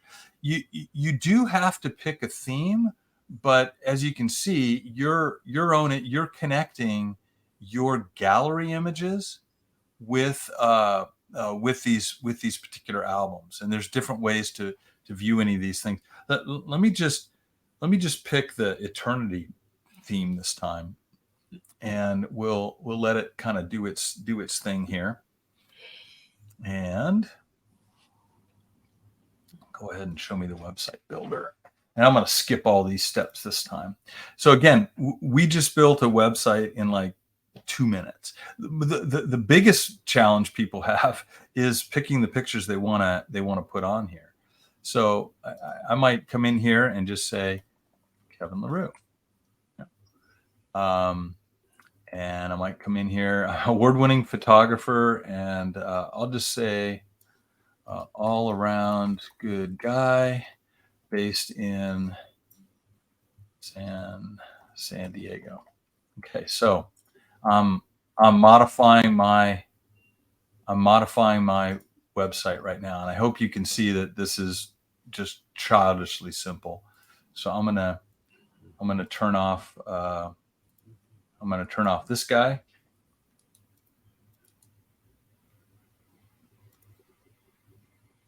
And so Home 2 is there, but you don't see it anymore in the menus here. You see, here's the menus we're going to work with. So let me go ahead and put an image. Let me put an image in here, and let me just grab. Yeah, so I'll take that image. That's pretty good. Oh, and look at this. I've got a whole bunch of other blocks underneath here that make up this portfolio. Now I got nobody telling me anything about me. So I'm gonna hit delete, and that completely deletes that section. You can see that we've got controls here. So I might want to have this thing link out to another site or something like that, or I could just delete that section. So it's kind of a situation where as you look at the template, you use what you like and you don't use other stuff. Now, this is my little portfolio right here, right? So I've got it sitting right there. And right now, that's my portfolio. I can click on the menu or it's on the home page there. So, but I don't have a portfolio album yet. So what I'm going to do is I'm actually going to go,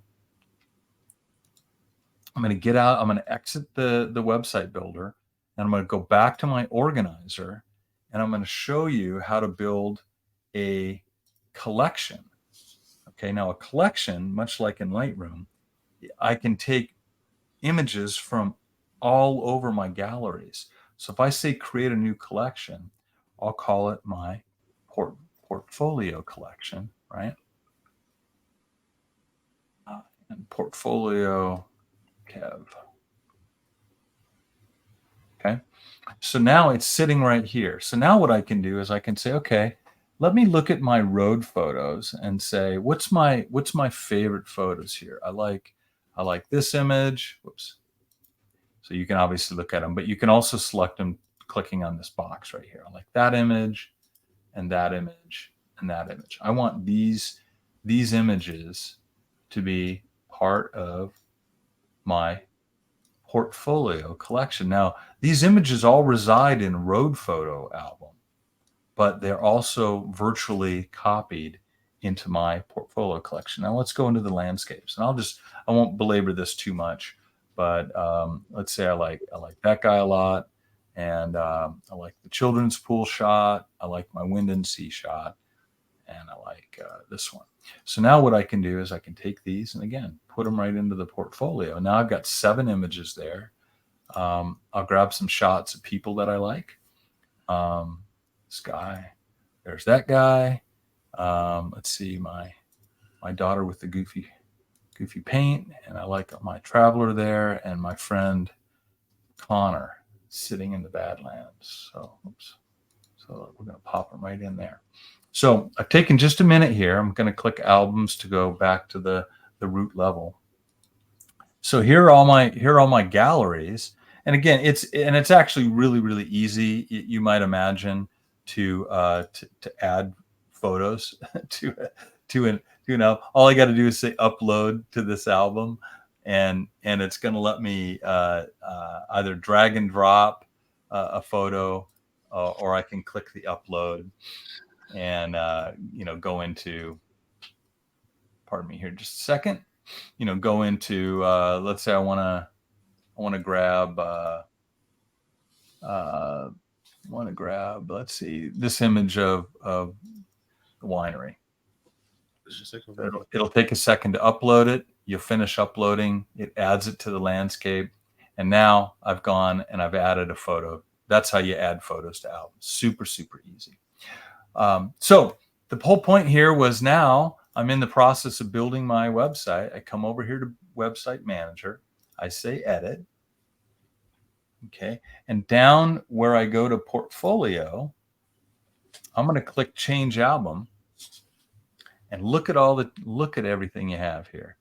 You've got all kinds of different layouts. This is what I was talking about. Lots of ways to customize. You can limit how the photo is displayed. You can hide or show photo titles. In the case of me, oftentimes I'm uploading photos that say, DSC3860.jpg. And, I don't always name them, so I might not want to have those. You can adjust spacing between thumbnails, number of columns. You can add your own photo borders. Anyway, tons of stuff here. But the thing I wanted to show you here is, if I choose for my portfolio on my site, my portfolio's collection, there they all are.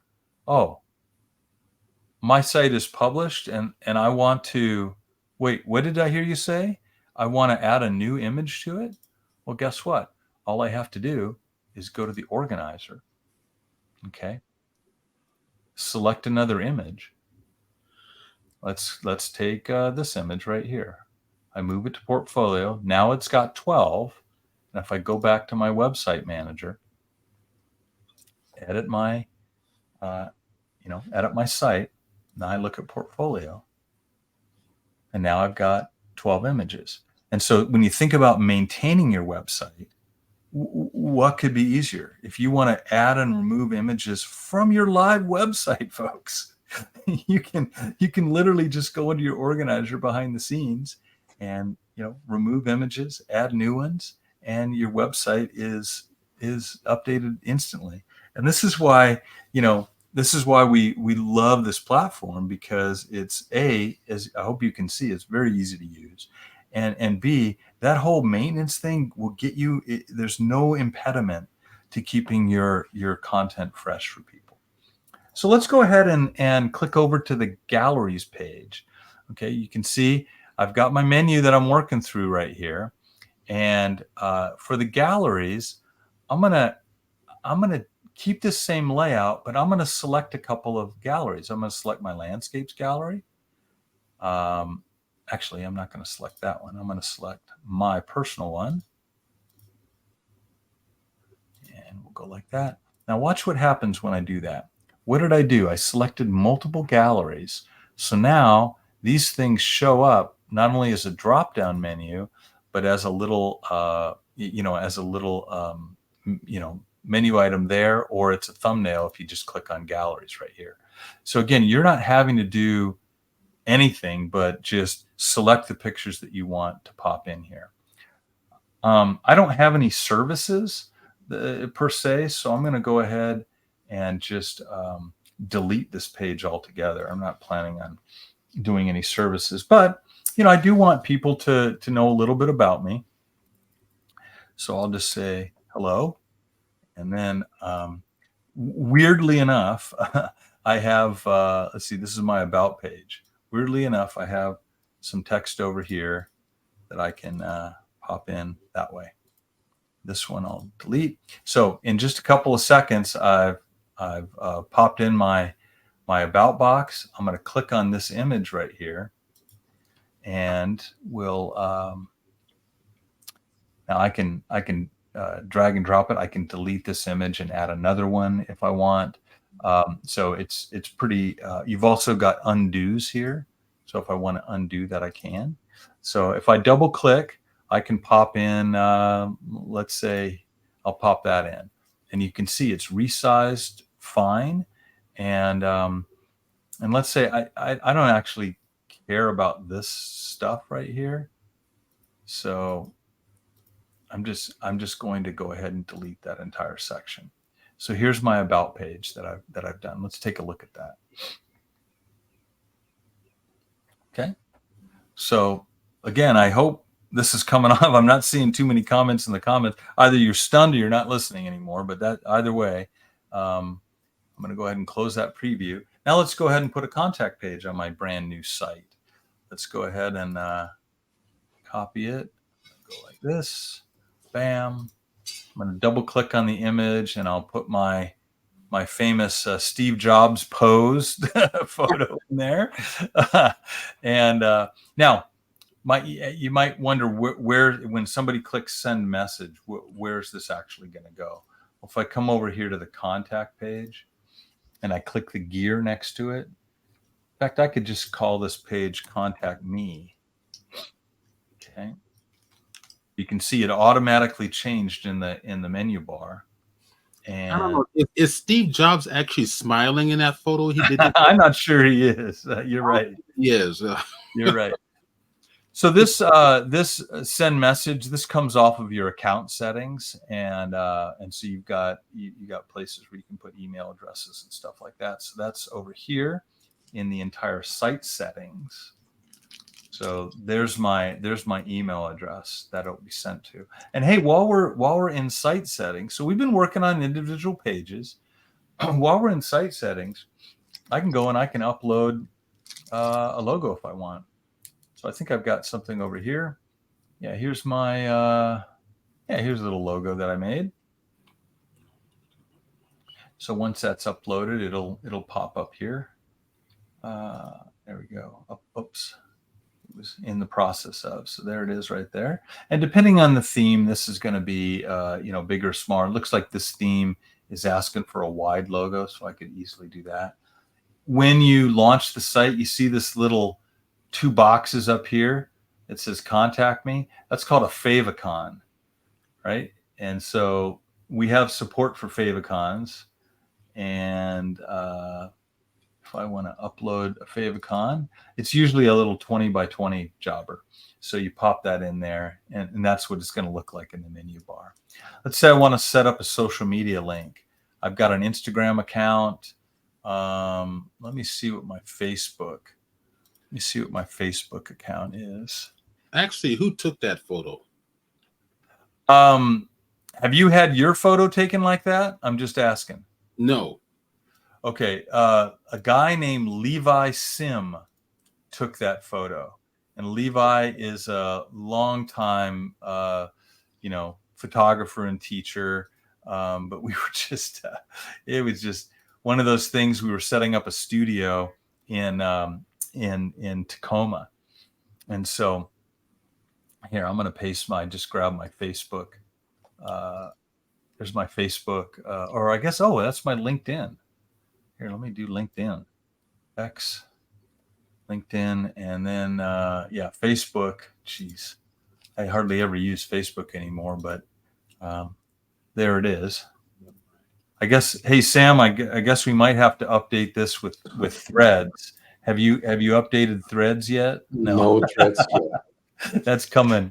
So I've just updated a few of the social media icons. I'm going to show them in the footer of my site, and when I close that, you can see they're popped right down there. Okay, so good fun for the working class here. Let's take a look at so right now I can go and I can preview pretty much any page here, right? So I'm going through and I'm previewing things. Oh, but I haven't published that one yet. But if I'm happy as I breeze through this, let's make sure that I like my home page yet. I'm gonna change her, and I'll give it another headshot. I'll say hi from SD.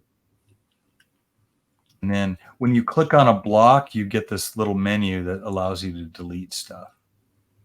So we can delete that.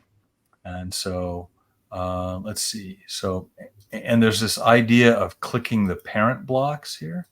So you can click up to the parent block, contains all these guys. So you delete them all at once.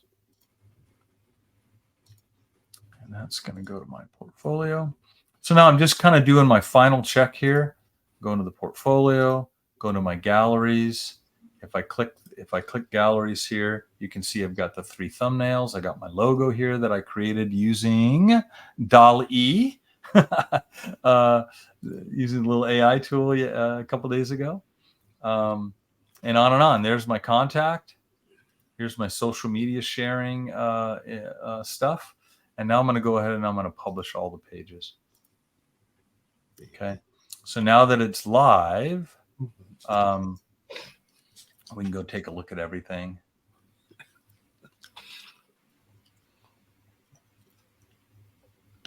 And guys, I can't think of anything, faster, easier, more, photo centric. Exactly what I need. I mean, this is just, it's ridiculous. If I hadn't been, talking so much, we would have had this done, 30 minutes ago. But I want to show you one other thing that I really, really love about this. So, I happen to be a guy who likes to write a lot, right? So, as I mentioned, I took a class recently, and the class was all about travel photography. And it was a wonderful class. If you're in San Diego City College, it was an entirely online class. So my professor said, "Hey, you got to do. It's a travel photography class. You got to do some kind of a travel blog where there. Most people, built a PDF to represent their blog, or they built, something else. But I built a SlickPic site in about, 20 or 30 minutes here. So I picked a template that allows for these big. My travel was to Cabo. You've seen some of these pictures, right? Right. But here's my portfolio.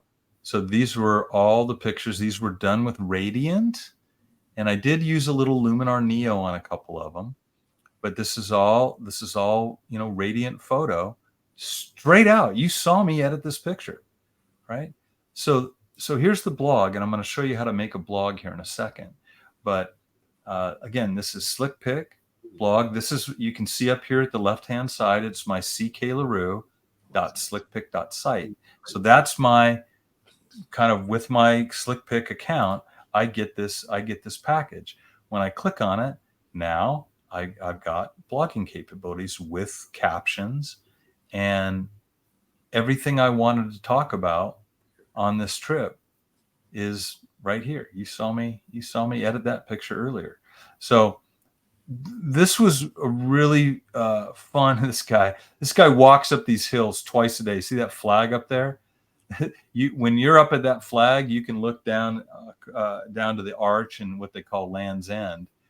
There's the flag that we all hiked up to. It was an arduous hike, I might add. But anyway, and then we went out on a boat, right? And we went out and we took some pictures, right? So, what do you do on a trip? So my point is that it was incredibly easy to build this site using SlickPic. And now what I'm going to do here is I'm going to go back and I'm going to add a blog page just for you guys to see, how this works. So I'm going to come over here and I'm going to say add blog page. And what that's going to do is I'm going to call it my blog instead of blog page. And then I'm going to go to something called the blog manager. So if you think about, you've got the gallery and the organizer side, you got the website manager, and here's my blog manager. Now I did a little thing last night, here, but if I want to create a new post, I just go in here and I can say, Abo Wabo, and I'm over on I'm sorry, I'm kind of bouncing around here, but over on my other monitor here, I've got some blog posts. So actually, let me go do this. I'll copy. I'm going to paste. I'm going to say wine tasting instead. Okay. So now I can come in here and I can insert a photo from the organizer. And I don't have any wine shots here right now, so I'll just grab. There we go. There's my. Okay, so that's going to pop in there. So now you can see how I can easily, I can easily add images here. And if I publish that, and then I go back to my site, let's go through Website Manager. Let's go to Edit. And just a minute, there's my blog right there. I need to publish all the pages. Just making sure that that's cool. And we'll start the site, and I'll go to my blog.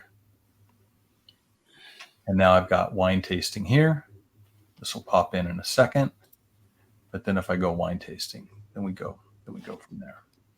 And actually this right here is blank because I didn't set a featured image for the blog. I would do that ordinarily, but there's the image that I popped in there, and here's my my copy. So really quick and easy. I hope you see. It's an understatement. Yeah, and again, I kind of want to just reemphasize that if you don't have a site that displays your work in a way that's beautiful, gorgeous, high performance, SEO, gosh, you can come in here, you can contact me with one quick message. If you don't have a site like this, you're basically ceding control of your creative showcases to platforms that you don't have any control over. It just, to me, it makes a ton of sense.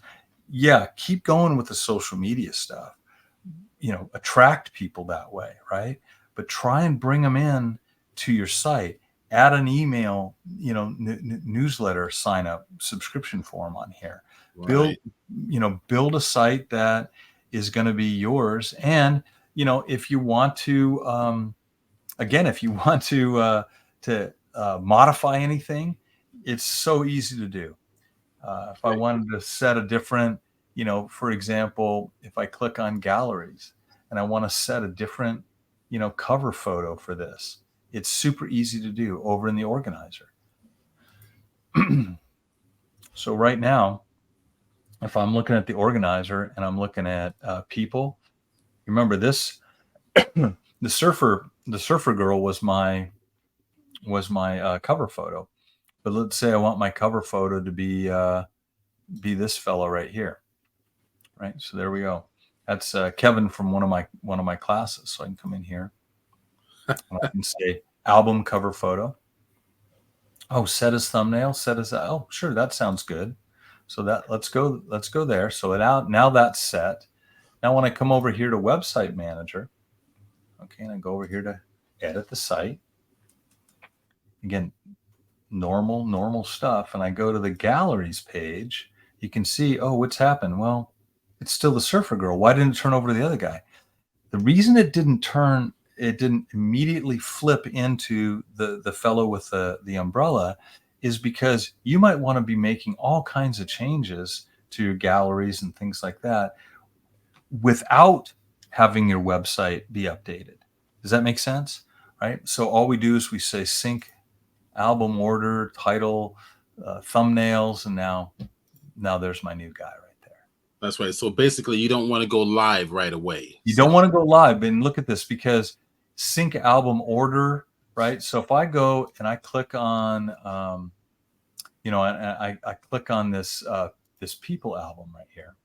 So what if, and they're looking a little distorted because this hasn't been published yet, but what if I want to have all these family shots right with each other, right? And I want to take these silhouette shots and move them up here. I'm doing all that stuff in the organizer, right? But so let's just do that. These two people are the folks in the front, right? They're at the top of my gallery. So if I come back here to people, you'll see it's reflecting those images. But let's put my silhouette people up first, right? And now, so those changes have automatically been made. When I go back to Website Manager and I say edit, so I'll go to my galleries. Kevin, the umbrella guy, is still there. His name happens to be Kevin.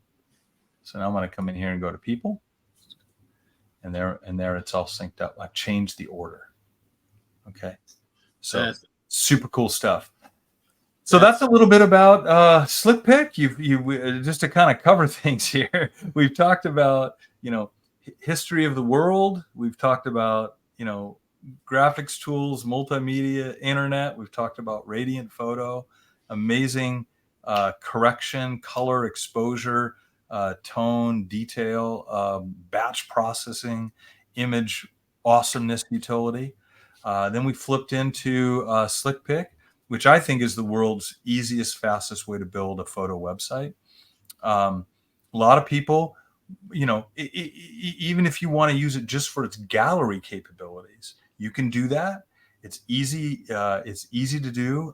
It's easy to share galleries. In fact, I just got, Sam, I'm sorry, I just got to do this. Sure. So we're in our galleries, right? So let's say I want to share this entire album. You guys are going to be blown away by this. I can share album on social. I can grab my URL. This is well-known functionality. And it gives you a QR code as well. QR code if you want to send that. But right. Get this, Steve. As soon as you say add privacy, you have unbelievable industry-leading privacy thing. Let's say you want that album and that link to disappear in 30 seconds after somebody opens the album. You can do that.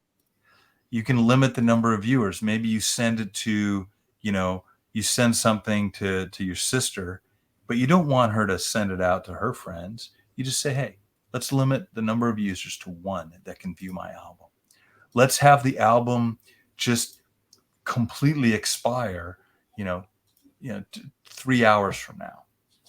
You can password protect. You can, set a different style. So this is when you're sharing it, right?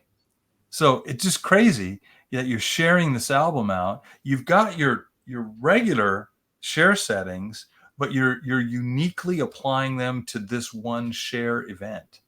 Okay. You don't want to let people download your album. So you have that off. So super, super easy to do. And let's say one other thing, I really love my road photos. Nobody else does. But what if we come in here and we say, hey, I want to put a watermark on all my images. So now you come in here and you enable watermarks for this album. Now I already have a photo, that little logo that was on my website earlier. There it is right there. Do I want to position it at the top? Probably not. At the bottom, middle, no. But I can sure do that. I can move it wherever I want it. Okay. So, I can make it smaller. I mean, this stuff is unbelievable. I say apply and close, and it'll just take a second. And guess what? You see this little water droplet? Every image now has a watermark. Let's say I want to share this image from the, I want to share this single photo. Look at what's going on here. I can set the size.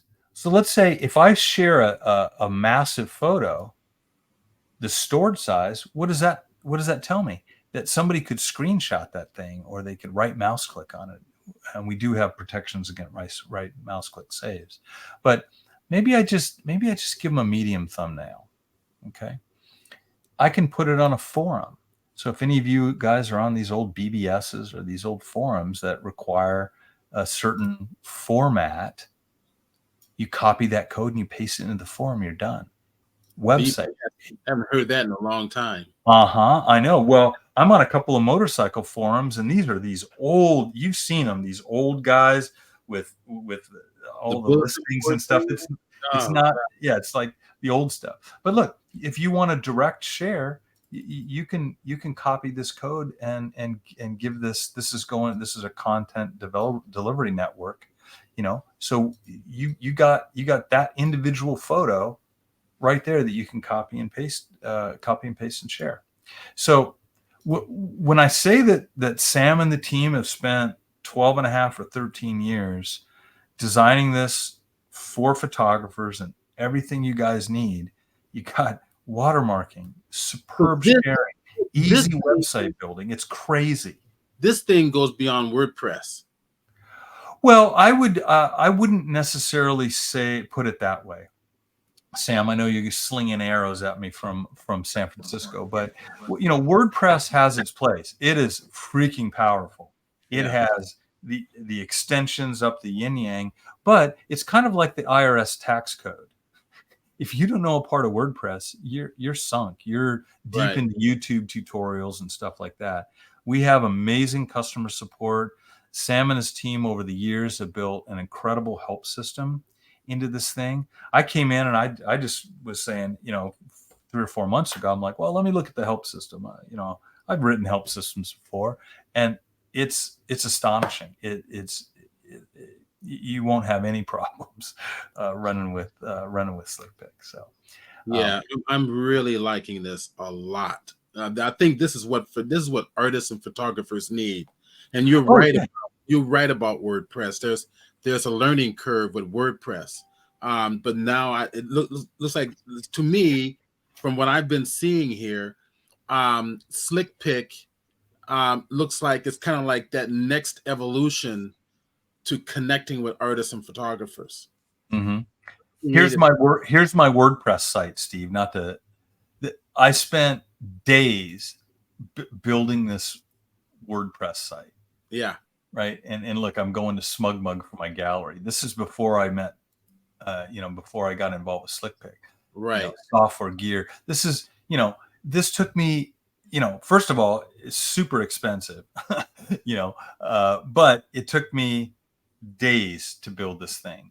And, again, the SlickPic is just so incredibly fast. It's ridiculous. So we've created galleries. We've uploaded images. You've even seen me create a portfolio gallery that had virtual copies in. That's the best of the best of the best.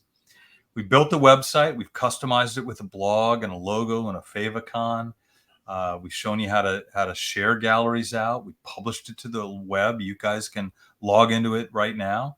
And we've shown you how to upkeep it. You can drag things in. You can reorder stuff without touching the live site. It's ridiculous. So, okay. All right. So we're out of time. This has been excellent. Now we have giveaways or something special for the membership and those who are joining us today. That's true.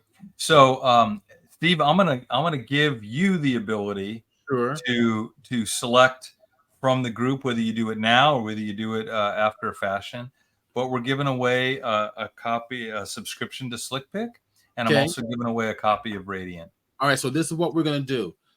So everybody online, I'm gonna pick a number from 1 through 100. And I'm going to get my notepad right now so you know that I'm being totally honest about this. Okay. So I'm getting my notepad up. And I'm going to, hold on a second, let me share my screen. I hate it when I do that. Get this out of the way. Let's go share my screen, which should be right there. Okay, so here's my notepad. Now I'm going to go put a number in here. And I want to see your hands above so you can't alter it. Yes. How are you going to move it back? Well, hold on a second. I got to figure out a way to make the numbers bigger. Actually, I'll use Word. I'll use Microsoft Word. That's easier. All right. So I will use. Actually, I could have used WordPad, couldn't I? That's better. I got Word. All right. So I'm going to. I got a new document. Make this a lot simpler. I'm putting my number in the new document. So everybody put in your number into the chat box right now. And whoever gets closest to my number is going to win. All right, cool. All right, so I'm going to do a 10-second countdown or something like that. All right, so go for it now. Right, everybody put their number in. And what are we giving away first? This is the SlickPic or Radiant? Let's do SlickPic. Okay, sounds good. Sounds good. Since we just finished primacy is recency. Okay. All right, so I'm looking at everybody's. Ooh, this is good. Wait, can Diane change officially? That's fantastic. Okay, creating. Let me see. Good. All right, there it is. Okay, a few more seconds to go, everybody. 1 through 100. Put in your number. I love this part. Okay, now here is. So we're gonna. Let's see. I'm gonna make sure I'm seeing all the comments. There we go. Okay, good. Good. I think we've got a number. We got a winner. All right. So my number is 20. Oh, okay. So that would be IB Wizard, right? He's 25. That's only 4 away. I don't see anything closer. Yeah, I don't see anything. Okay. So basically, that is David Good, who's our co-manages the Photoshop Users Group Facebook page. Okay. So David, put in your email address right now into the chat box, and so that Kevin has it. Yep. And then we're going to give another one. I'm going to make a new number, and I've got the new number in here now. So next, before everybody starts putting in their numbers, I'm going to put a little break line there. There. Okay. So there's my break line. So everybody put in from 1 to 100, put in your number. This is going to be for Radiant Photo. All right, Kevin, IB Wizard just put his number. I got it. Okay, cool. All right, so 1 through 100, put in your number. Okay, looks like I'm going to give it a few seconds more. Put in your number. From 1 through 100. Now, this is for Radiant Photo. Now, are you using a random number generator yourself, Steve? Like, yeah, it's called Steve's Brain. Steve's. Oh, that's totally random. Yeah, I got it. How long have we known each other, buddy? 20 years. Well, it's been since the Nick days, probably 2006 or 2007, I think. Oh, was it that? It wasn't quite that long. No, please, that's plenty of time. See, 2000. That's more than I want. I still remember when you took us all out to the old truck museum out in Campo. Yeah, for that workshop. That was actually fairly. That was just before pandemic. Oh, it was long. It was long before that. Was it long before that? Yeah. Okay. But I know you've been out there a bunch of times. I was only out there once with you. And I still have to do that again. And I do plan on setting that up. He's been contacting me about. We're talking about the old truck museum with old trains and trolleys and trucks. It's a great photographic place. Great cool. Photographic opportunities there. All right, here's my number, and we've got a winner. My number is 90. In Essence, you've got it. Essence. Oh, wow. It was specifically 90. Wow. Way to nail it. He's right on it. So Essence, if you would share your email address in the chat box. Pop that in there now. Kevin can get that. So on the, Sam, if I'm not mistaken, ibwizard@gmail.com just needs to go set up a free 14-day trial. No, on Monday we'll create an account. Okay, great, and mail it. Okay, in essence, I'll be able to send you a copy of Radiant. If you give me your email address, I'll be able to send that to you within a half hour or so. There we go. I like that. So, yeah, I just want to mention a couple of things. For those of you who were bad at guessing numbers today, which was everybody except for 2 people, we got some special offers that I negotiated with the guys. So for Radiant, normally, as I mentioned, it's $159. But if you want to use KLR City 60, KLR-City 60, you'll get $60 off that price. So you can pick up a copy of Radiant for $99. You want to type that into the chat box? Oh, I can do that. I don't know that I know how to. Send it through the private chat, and I'll grab it. Oh, you will. Okay, got it. Great. Okay, yeah, because I don't have access to that. So let's see. Boom. So that'll work. Cool. And then Sam and the SlickPic team, we want you to have the best of the best, which is what I was showing you, and it's the SlickPic Do-It-Yourself Pro account, and if you take the subscription price for a year out, it's about $191.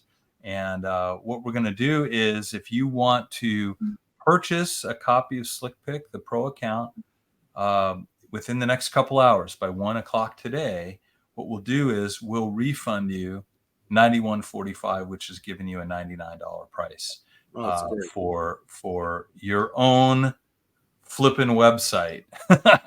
And again, you get that custom domain, you get the organizer, you get the ability to share with industry-leading privacy and security. It's the cat's meow. Okay. So we don't have a coupon system in SlickPic yet, but we'll refund you that money on the same card that you put it on. And we hope you take us up on this offer. We very rarely do special offers. We've done a lot of price comparisons, and we're an extremely affordable solution out there. And we'd love to make you part of the SlickPic family. That would be great. So when now when everybody is receiving emails or messages from the Photoshop users group or any announcements about meetings, on the bottom of our announcements, you'll see SlickPic and and the photo editor down at the bottom as cool.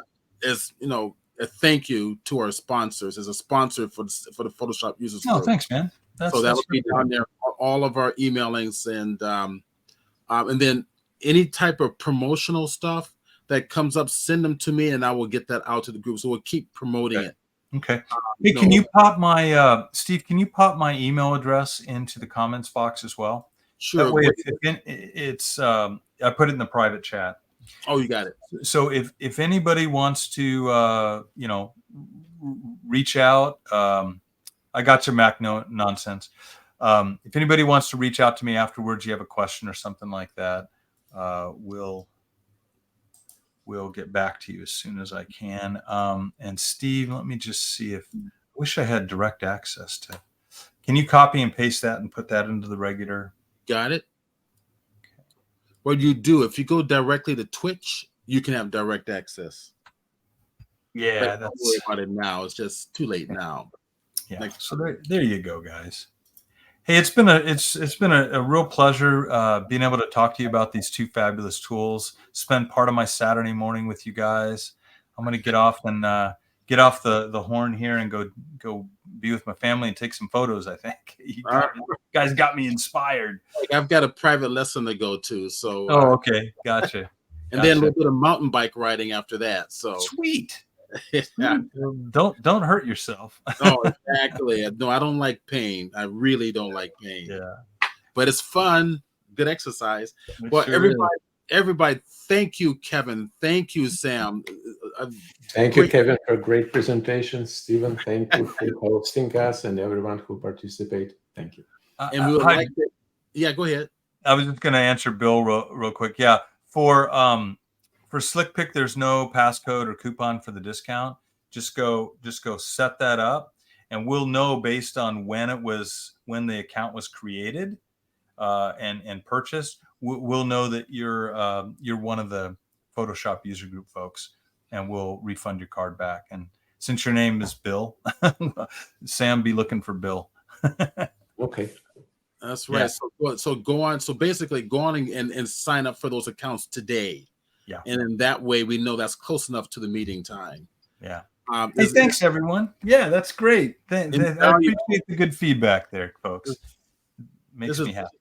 This is great. Okay, fantastic. Well, thank you again. I'm going to go ahead and end the broadcast. Thank you, everyone, for attending. It's great to have you back. And don't forget, every month we have a meeting. Usually the first or second Saturday of the month. And but you'll be notified. Keep your eye on social media and as well as your emails. Cheers. Thank you, Buster66. All right. Bye, everybody. See you guys later. Thank you.